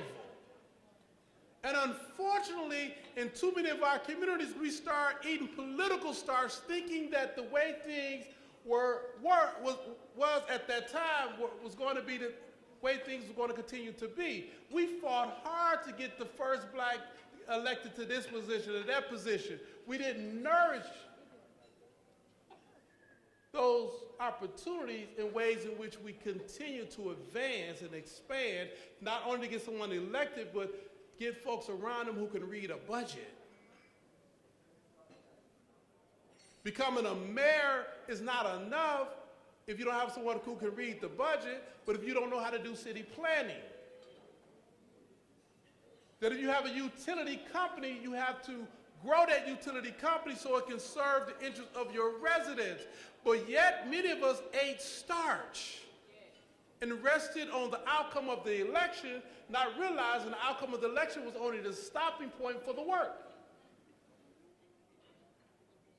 And so we say defeat, hate, vote, because our ancestors left for the South because they couldn't vote, therefore they came to the North so they could vote and build a better quality of life. Character is our ability to pivot from where we are and go to a place that's necessary. It pained me to watch almost 5 years ago the outcome of Ferguson. A city that was 67% African American, with only one elected official who was African American. The voting percentage, and I could have this right, was less than 10% in that municipal election. Whatever happened between that young brother and those police officers may always be in dispute, but the outcome of what took place is the reality that that city had predatory practices against its residents. And those predatory practices were public policies that the resident allowed to happen because we did not vote in municipal elections. There's this juncture where we can't blame other folks when we create the condition on ourselves. So I live in a city that's 70% African American. There was a racialized crime that took place. There were 9 individuals who decided to come into the city and they were going to attack African Americans, and when they did so, they killed a brother by the name of James Craig Anderson. It was captured on tape. And as a result of that, an investigation ensued. But the outcome of the investigation in Ferguson, 67% black, and Jackson, Mississippi, 70% black, was different. It was different because who was investigating in Jackson was a police chief appointed by a mayor elected by the folks who made up the majority residents of the city, who all look alike. The outcome of that investigation also allowed a sheriff who was a part of a county that was 70% African American, who looked like the majority, who made sure they lent their hand. That was followed up by an FBI who the lead investigator looked like the majority of the population that was being investigated because we demanded that. It went before a federal judge who looked like the majority of the population because we fought for 12 years because Mississippi was denied an African-American appointment to the federal bench until we got one, and it went before that judge. And when he found all 9 of them guilty of the crime, they were handed over to African-American U.S. Marshal, who was appointed by Obama because those black folks elected that person, and then turned over to the warden of the federal judge, who also looked like them. Elections have consequences.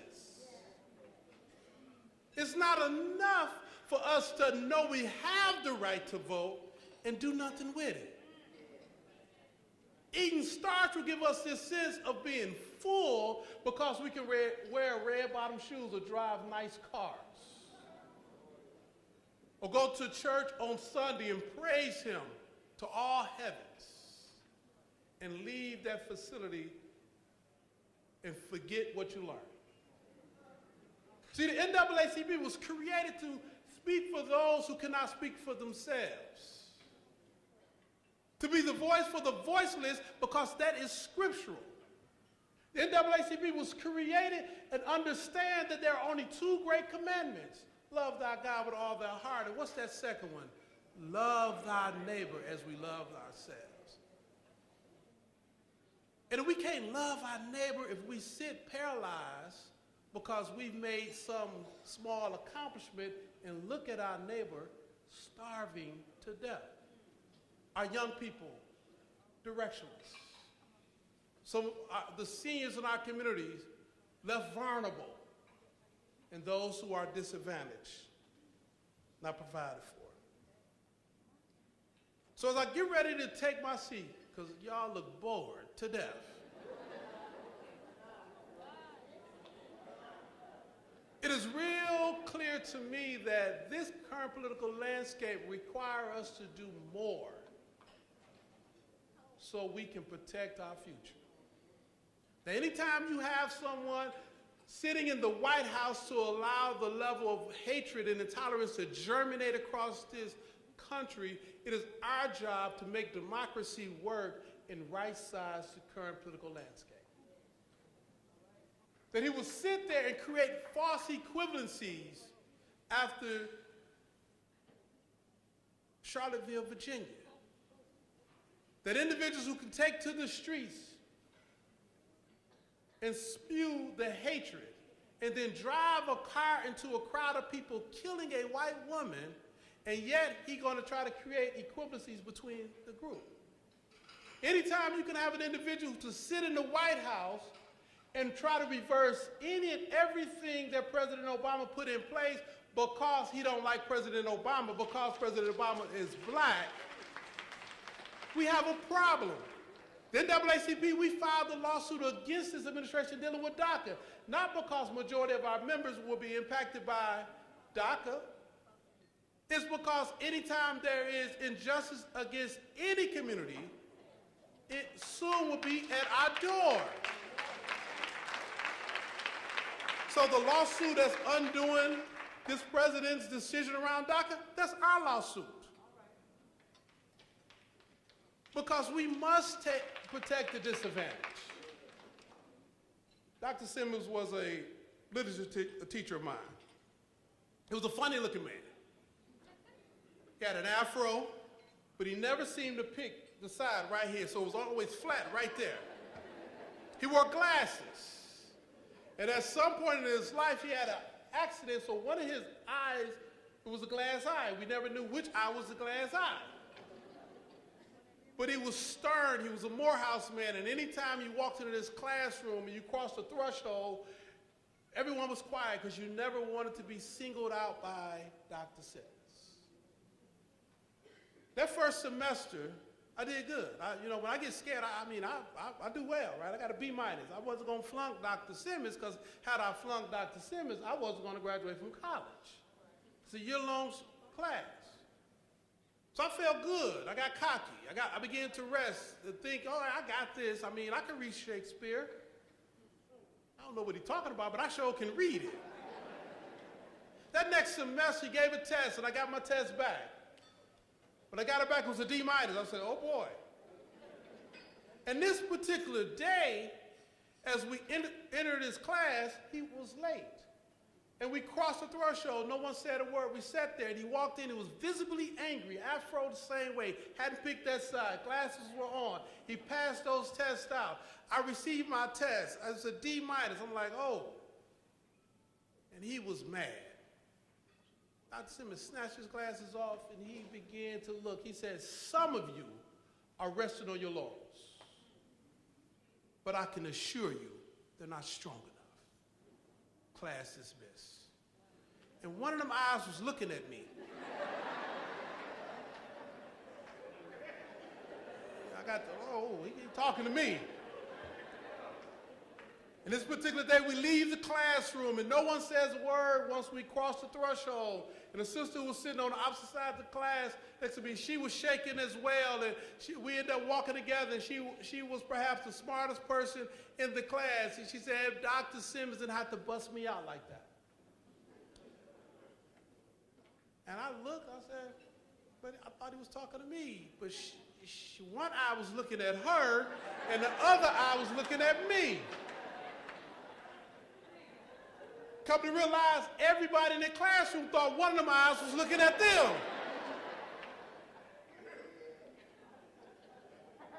East St. Louis branch NAACP, we can't rest on our laurels. They're not strong enough.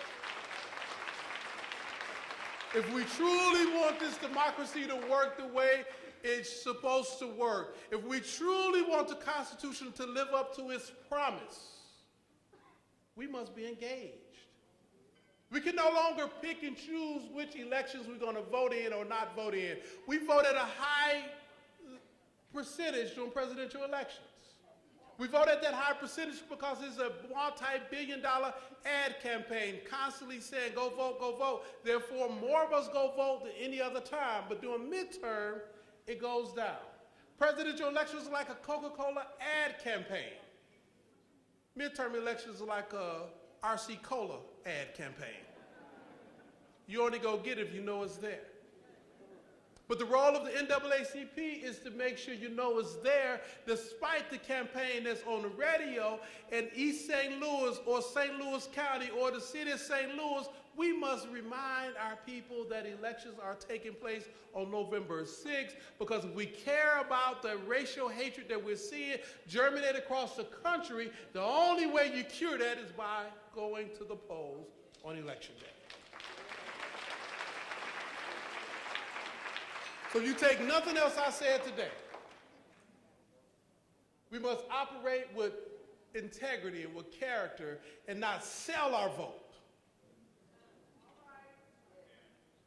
and give it away for trinkets. We must operate with integrity and character and make sure we do the work necessary to create the society we want for our grandparents and our great-grandparents and the future for our children, and so that our rights can be protected. That if we care about the future, we cannot rest on our laurels around any past achievement, because they're fleeting at best. And that if we care about this democracy, we must hold it accountable through our collective action. And that collective action is by voting as strong as we can during this midterm election. Peace and power.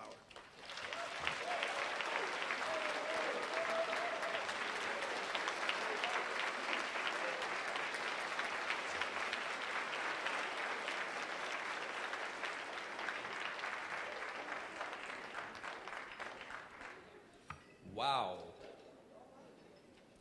Voting have consequences.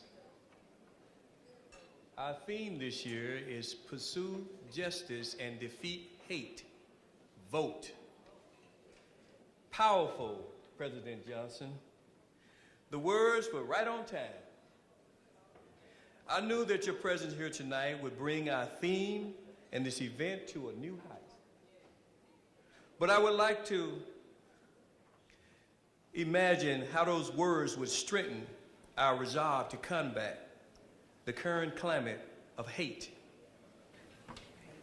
Now is the time to honor our 2018 Women Game Changers. This award is given to recognize women in the community who are developing innovative ways to address major areas of inequality that face African Americans. Our first game changer is Ms. Cathy Walker-Still, who has served in education for more than 33 years. She has served as a teacher and progressed to her role to Assistant Superintendent in District 189, and currently serves as a teacher and consultant at Southern Illinois University Edwardsville East St. Louis Center. She has served as Central Regional Director of Alpha Kappa Alpha and is a current member of the Delta Delta Omega chapter in East St. Louis.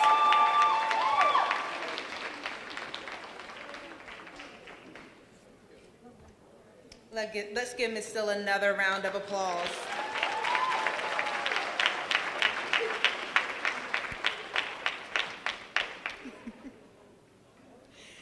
And our next game changer is Ms. Michelle Tucker. Ms. Tucker is the current president and CEO of Epworth.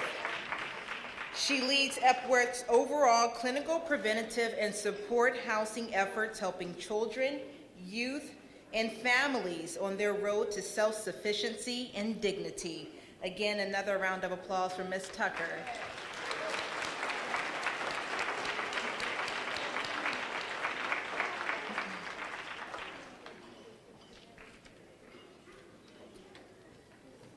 And Judge Stacy Michelle Yandel is our next game changer.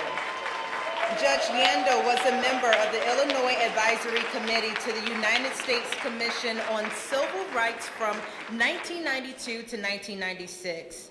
Judge Yandel was nominated by President Barack Obama to serve as a United States District Judge for the Southern District of Illinois on January 16, 2014.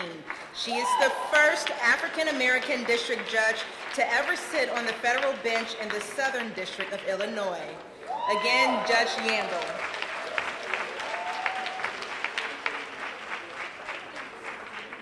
My understanding is that our next two honorees are not present tonight, so we will have our president go ahead and accept these awards for them. But let me first tell you about Justice Judy Cates. She's a member of the 5th District Appellate Court in Southern Illinois, which covers 37 counties. As a lawyer, Justice Cates was named one of the top 500 trial lawyers in America and one of the top 50 women lawyers in Illinois. She's also been recognized for her work with Big Brothers Big Sisters, and she supports the organizations that seek to eliminate violence against women and has been an avid supporter of the NAACP. And our final game changer is Deletra Hudson, owner of Deletra Hudson LLC. She is here. Deletra Hudson is here. Okay. No relation, but I wish I was. She is a game changer. She's on a mission to help improve financial positions by increasing financial knowledge. To help succeed in her goal, Mrs. Hudson is the founder of the Financial Wellness Institute of America, an online financial academy, and she hosts a weekly radio show, Money Talk Radio. Please help us congratulate all our 2018 Women Game Changers of the Year.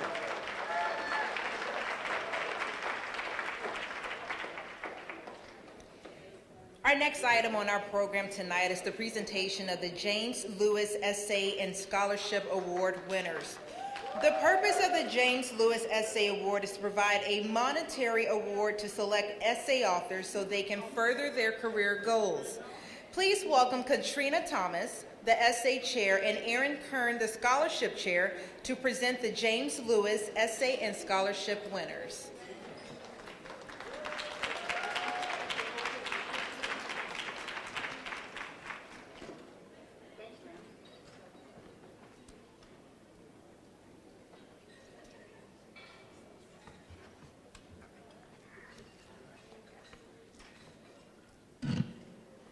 Protocol already having been established. Thank you so much for coming this evening, and we know we're running a bit long. On stage with me should be Mr. James Lewis, if he is here. Will he please come forward, standing in for his dad? Okay. All right. Because of Mr. Lewis, his belief in education, his desire to assist young people to seek higher education, and his belief in his community, many of his friends made monetary donations to the NAACP Scholarship Committee in his memory this year. This generosity enabled the committee to add additional money to the first place winner of the essay contest and give an extra scholarship. Without a doubt, the dedicated work that Mrs. Erin Kern does every year to solicit funds for the scholarship fund, which enables the James Lewis Senior Essay Contest and the Charles Lawson Scrapbook Contest to provide scholarships to deserving young students, is certainly appreciated. And I'm going to step aside and let her say something. Good evening. First, I would like to thank all the contributors who made this scholarship opportunity available to our most deserving essay contest winners. These deserving students put their time and talents into these moving essays. When I read them, I get very excited about their future possibilities, and that is why it's my honor to participate in the awarding of these scholarships. Thank you. This year, 20 12th grade students entered the essay contest. Students from Belleville West High School, Belleville East, Cahokia Senior High, O'Fallon High School, Governor French Academy, and the East St. Louis Senior High School wrote very thought-provoking essays on the topic, Pursue Justice and Defeat Hate. Vote to bring about a positive change. Out of the 20 essays, there were 6 that were outstanding. All of the students who entered the contest will receive certificates of appreciation and participation. A special thank you is extended to the people who read and judged the essays. 3 students are honorable mentions, and they will receive a beautiful plaque, a $500 monetary scholarship, and a 1-year membership in the NAACP. The honorable mention students are 6th place, Kaylin Brown, please step forward. Okay. 5th place, honorable mention, Damani Thomas, O'Fallon High School, $500.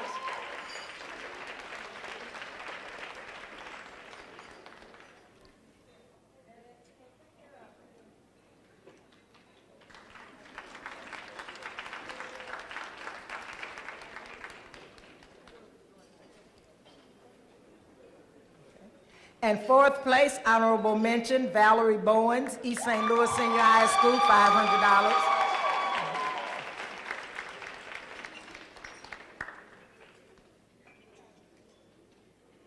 Our 3rd place winner, Dayla A. Johnson, is a senior at O'Fallon High School. She will receive a $1,000 scholarship, a beautiful plaque, and a 1-year membership in the NAACP. Dayla plans to pursue a degree in psychology with hopes of opening her own clinic in the future. Dayla Johnson is the child of Donna Johnson. Our 2nd place winner, Shania Harris, is a senior at Cahokia Senior High School. She will receive $1,500, a plaque, and a 1-year membership in the NAACP.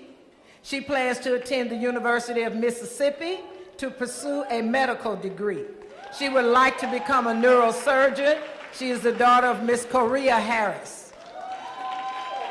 Our 1st place winner, Kishan Mccray. He is from East St. Louis Senior High School. He is receiving $2,500, a beautiful plaque, and a 1-year membership in the NAACP, and he plans to attend college and pursue a degree in writing. He is the son of Miss Lena McCray. Mr. Franklin, are we reading the essay? All right.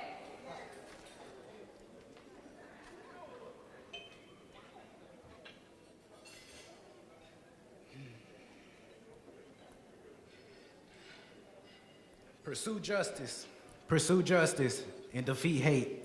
Vote to bring about positive change. With the widely controversial outcome of the most recent 2016 presidential election, it is now more important than ever for teens, and even more important, Black teens, to become active in voting. While the outcome of the election might have been surprising for many Americans, it cannot be said that it was unexpected. Many refrained from casting their vote, and they all had excuses for why they didn't. Some claimed that they were too busy or that the registration lines were too long. Others claimed to not care for either candidate, and if they did, that their votes wouldn't matter anyways. Former President Obama once stated,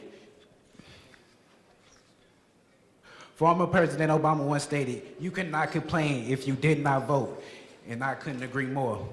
I personally know of people who failed to cast their ballot in 2016, though these people don't seem as reluctant when voicing their opinion on Trump's Tito today. Voting in America is not a privilege, it is a right. And when you as an African American fail to do so,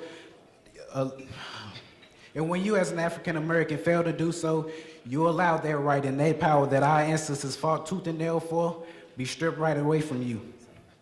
Yes, ma'am. The 13th Amendment released us from iron shackles. We cannot be so willing to put them back on. The 14th proclaimed us their equal, but their definition of equality and justice for all cannot mean the same as ours. The 15th allowed us to finally put pen to paper and elect the leaders that will represent us in the best way possible. We cannot take this right for granted. As teens, we would rather be blinded by the next internet challenge or trending dance craze than being an educated and active voter. As a teen in America, we must recognize that we are the future of this nation, and that the choices we make now could see the rise of an empire or the fall of one. To me, voting means having my voice heard in a world where they try so desperately to silence it. I will not let them silence me.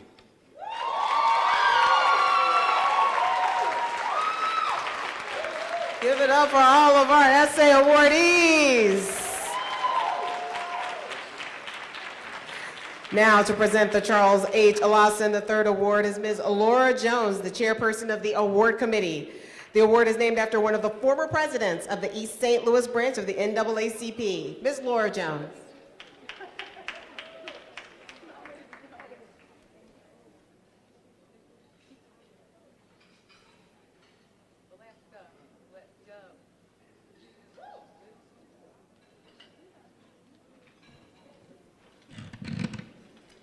Each year, the East St. Louis branch of the NAACP recognizes a high school senior of the highest caliber to receive the Charles H. Lawson III Youth Award. This year's no exception, as we're delighted with the selection of 3 outstanding high school seniors who are receiving this award tonight. Selection criteria is based on the students' documentation of high scholastic achievement, community service, church, and extracurricular activities. The award is named in memory of Mr. Charles H. Lawson III, who served with dignity for many years as the president of this branch. Tonight's winners exemplify excellence in many areas. Honorable mention to Asia Fairley. Asia, would you please step forward? Asia is a graduating senior at East St. Louis Senior High School. Her parents are Lakeisha Cheers and Tito Fairley. She is receiving a plaque and $500 honorarium.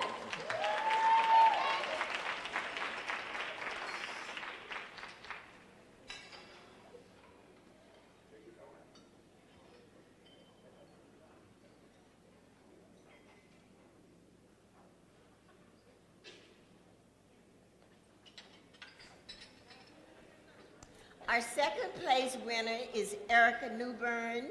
Erica is a graduating senior in East St. Louis Senior High School. Her parents are Denise and Everett Newbern, and she is receiving a plaque and $1,000 scholarship donation.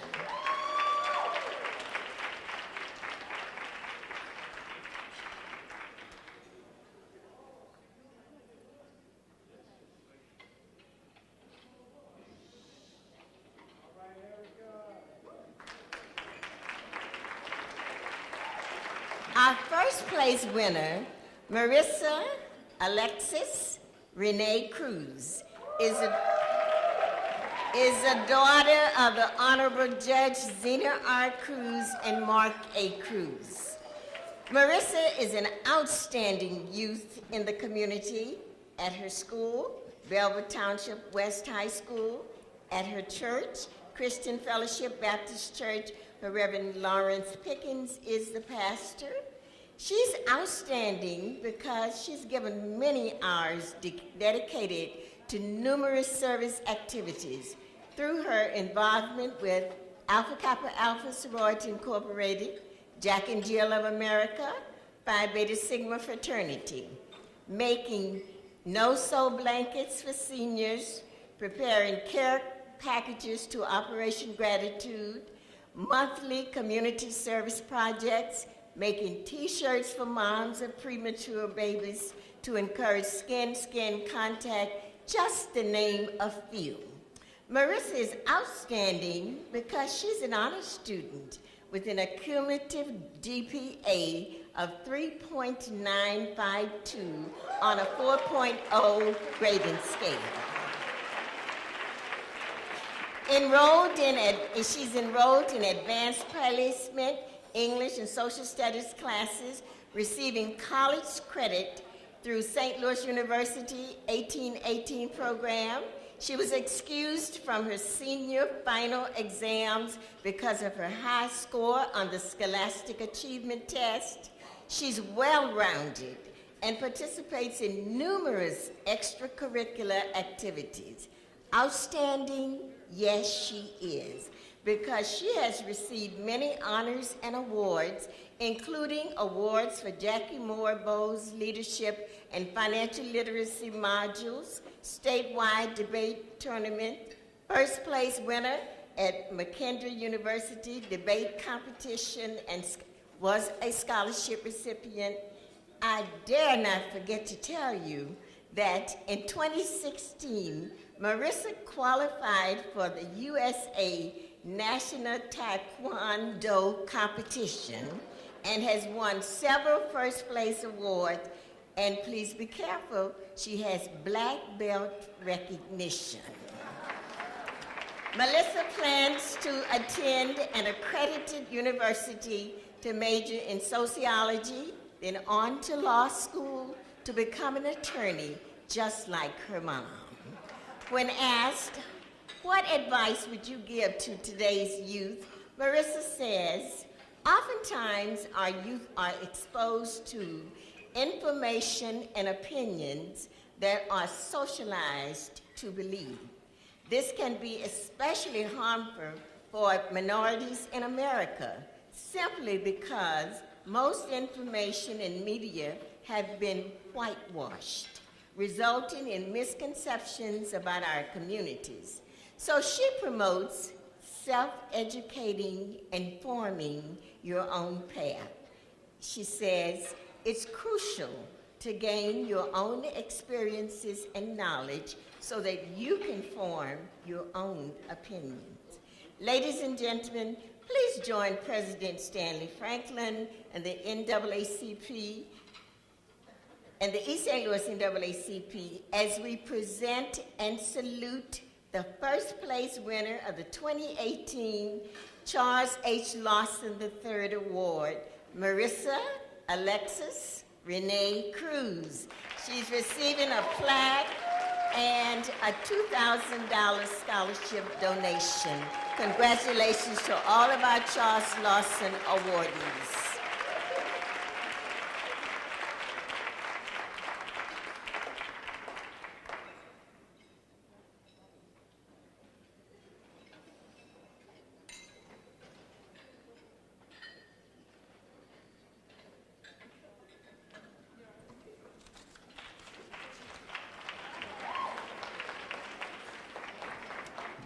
Congratulations again. Now please welcome the Honorable Dr. Gordon Bush, former Mayor of East St. Louis. He will be presenting the Silver Lifetime memberships.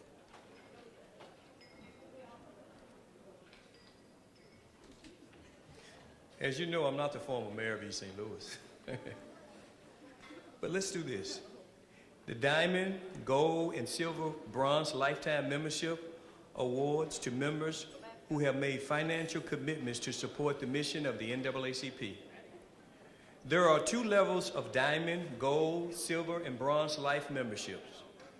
One is a fully paid membership, and the other is a subscribing life membership. At this particular time, we would like to recognize those members who have become fully paid gold life plaques. Their plaques are here. We have one member that's a fully paid gold lifetime member. Will Mr. Andrew Bailey come to the stage? Mr. Bailey somewhere around? Andrew Bailey. Oh, yeah.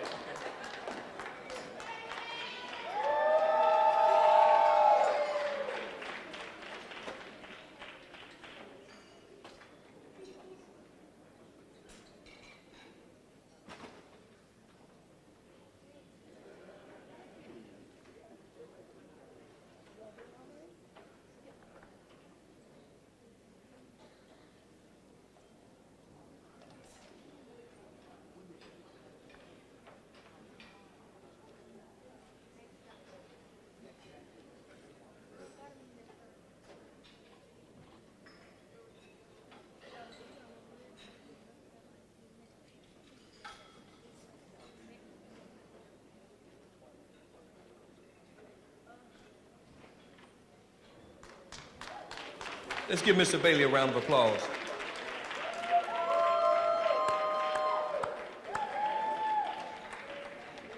Fully paid life membership. We have a silver life membership that's here. Miss Mary Alice Curtis. She's here? Okay, it's going to be accepted on behalf of Laura Jones.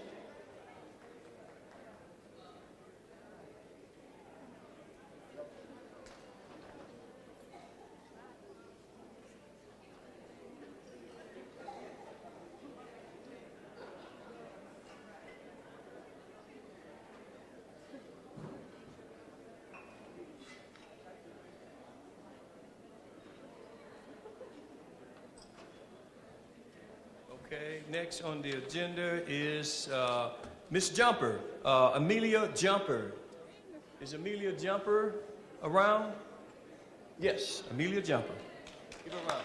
She is, her plaque is here. She's a Civil Life membership.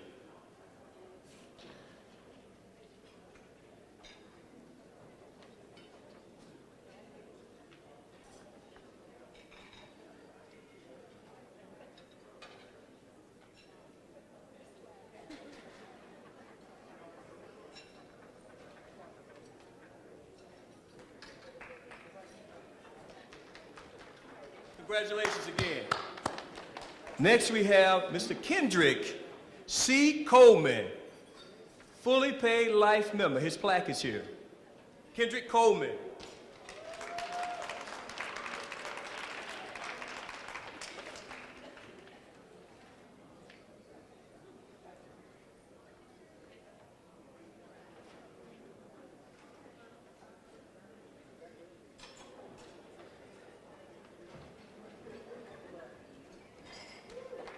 Next we have Miss State Representative Latoya Greenwood. Her plaque's here. I think that we want to recognize her, and she had to leave.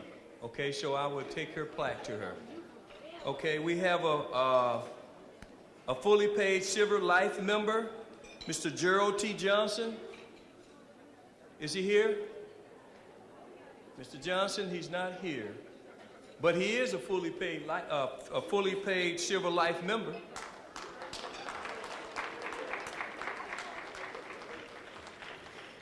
Our next fully paid Silver Life members, the president of the Illinois American Water Company, Bruce Hawk.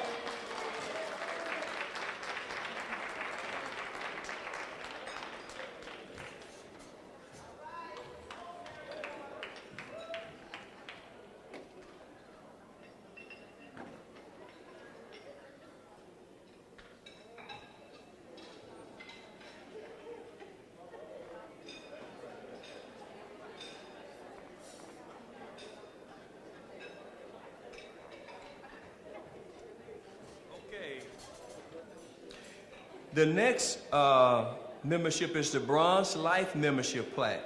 There's a Geraldine Claiborne Scott. Is she here? She's not here. But we want to congratulate her anyway on her Bronze Life membership. Congratulations. If anyone else wants to become a Civil Life member, we have membership forms around here. You can see myself or any of the other members to become a Life member. At this time, I'd like to thank those Life members, and we're going to turn it back over to our MC.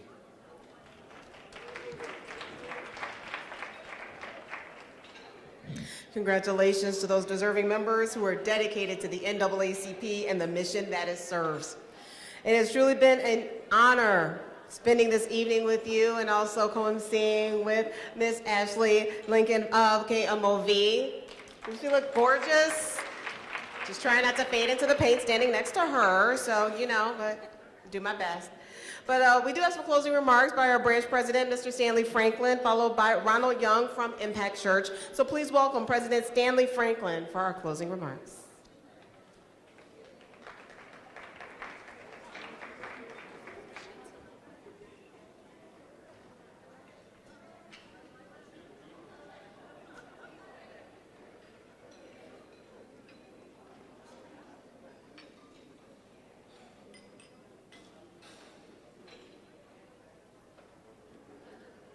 Before I give my closing remarks, we have two MCs here tonight. Ms. Kim Hudson from Fox 2 News. Will you please come up here, please?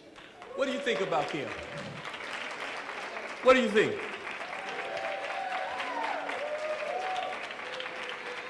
And we have Ms. Ashley Lincoln from KMOV Channel 5 News. Will both of you guys please come?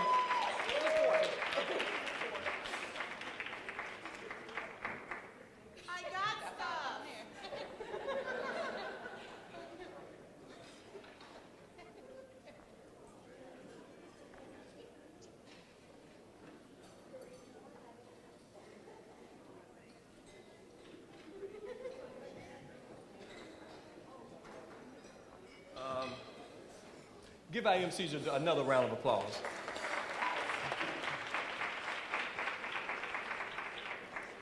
We want to recognize our Charles Lawson Award chair, Ms. Laura Jones. And also we want to recognize the essay chair, Katrina Thomas. And the essay scholarship awardee is Erin Karen. Would you please come? Closing remarks. Only got 30 more minutes. Just kidding. Thank you for joining us tonight for the 64th Annual Freedom Fund Awards Banquet. My wife must be a little tired over there. I think a lot of people are a little tired, so we're going to wrap it up. We're getting close to time to get out of here. Thank you to the faithful volunteer team, the great members of the East St. Louis branch. We hold one of the largest memberships in the state of Illinois. We're number one. As we continue to see that injustice and disproportionate affecting African Americans community, income disparity, incarceration and disparities, healthcare disparities, we soldier on. Your generous support here tonight will help us to continue in the fight. If you want to become a member of this magnificent team, serving one of the most deserving communities in the country, we welcome you to help us as we pursue justice and defeat hate. Vote. Was it that? Okay. Thank you again to our sponsors. Many of you that support us each year, we want to thank you for that. Congratulations to all of the honorees. Thank you for all the work that you do in our communities. Thank you again to Ashley Lincoln and Kim Hudson. Haven't they been just a wonderful team? Will our sponsors, chairs, and honorees, elected officials, please join me on the stage for the final promenade. Thank you to my family and my wife. Your support and our work make it all worth doing. Good night, and please join us again next year. Thank you.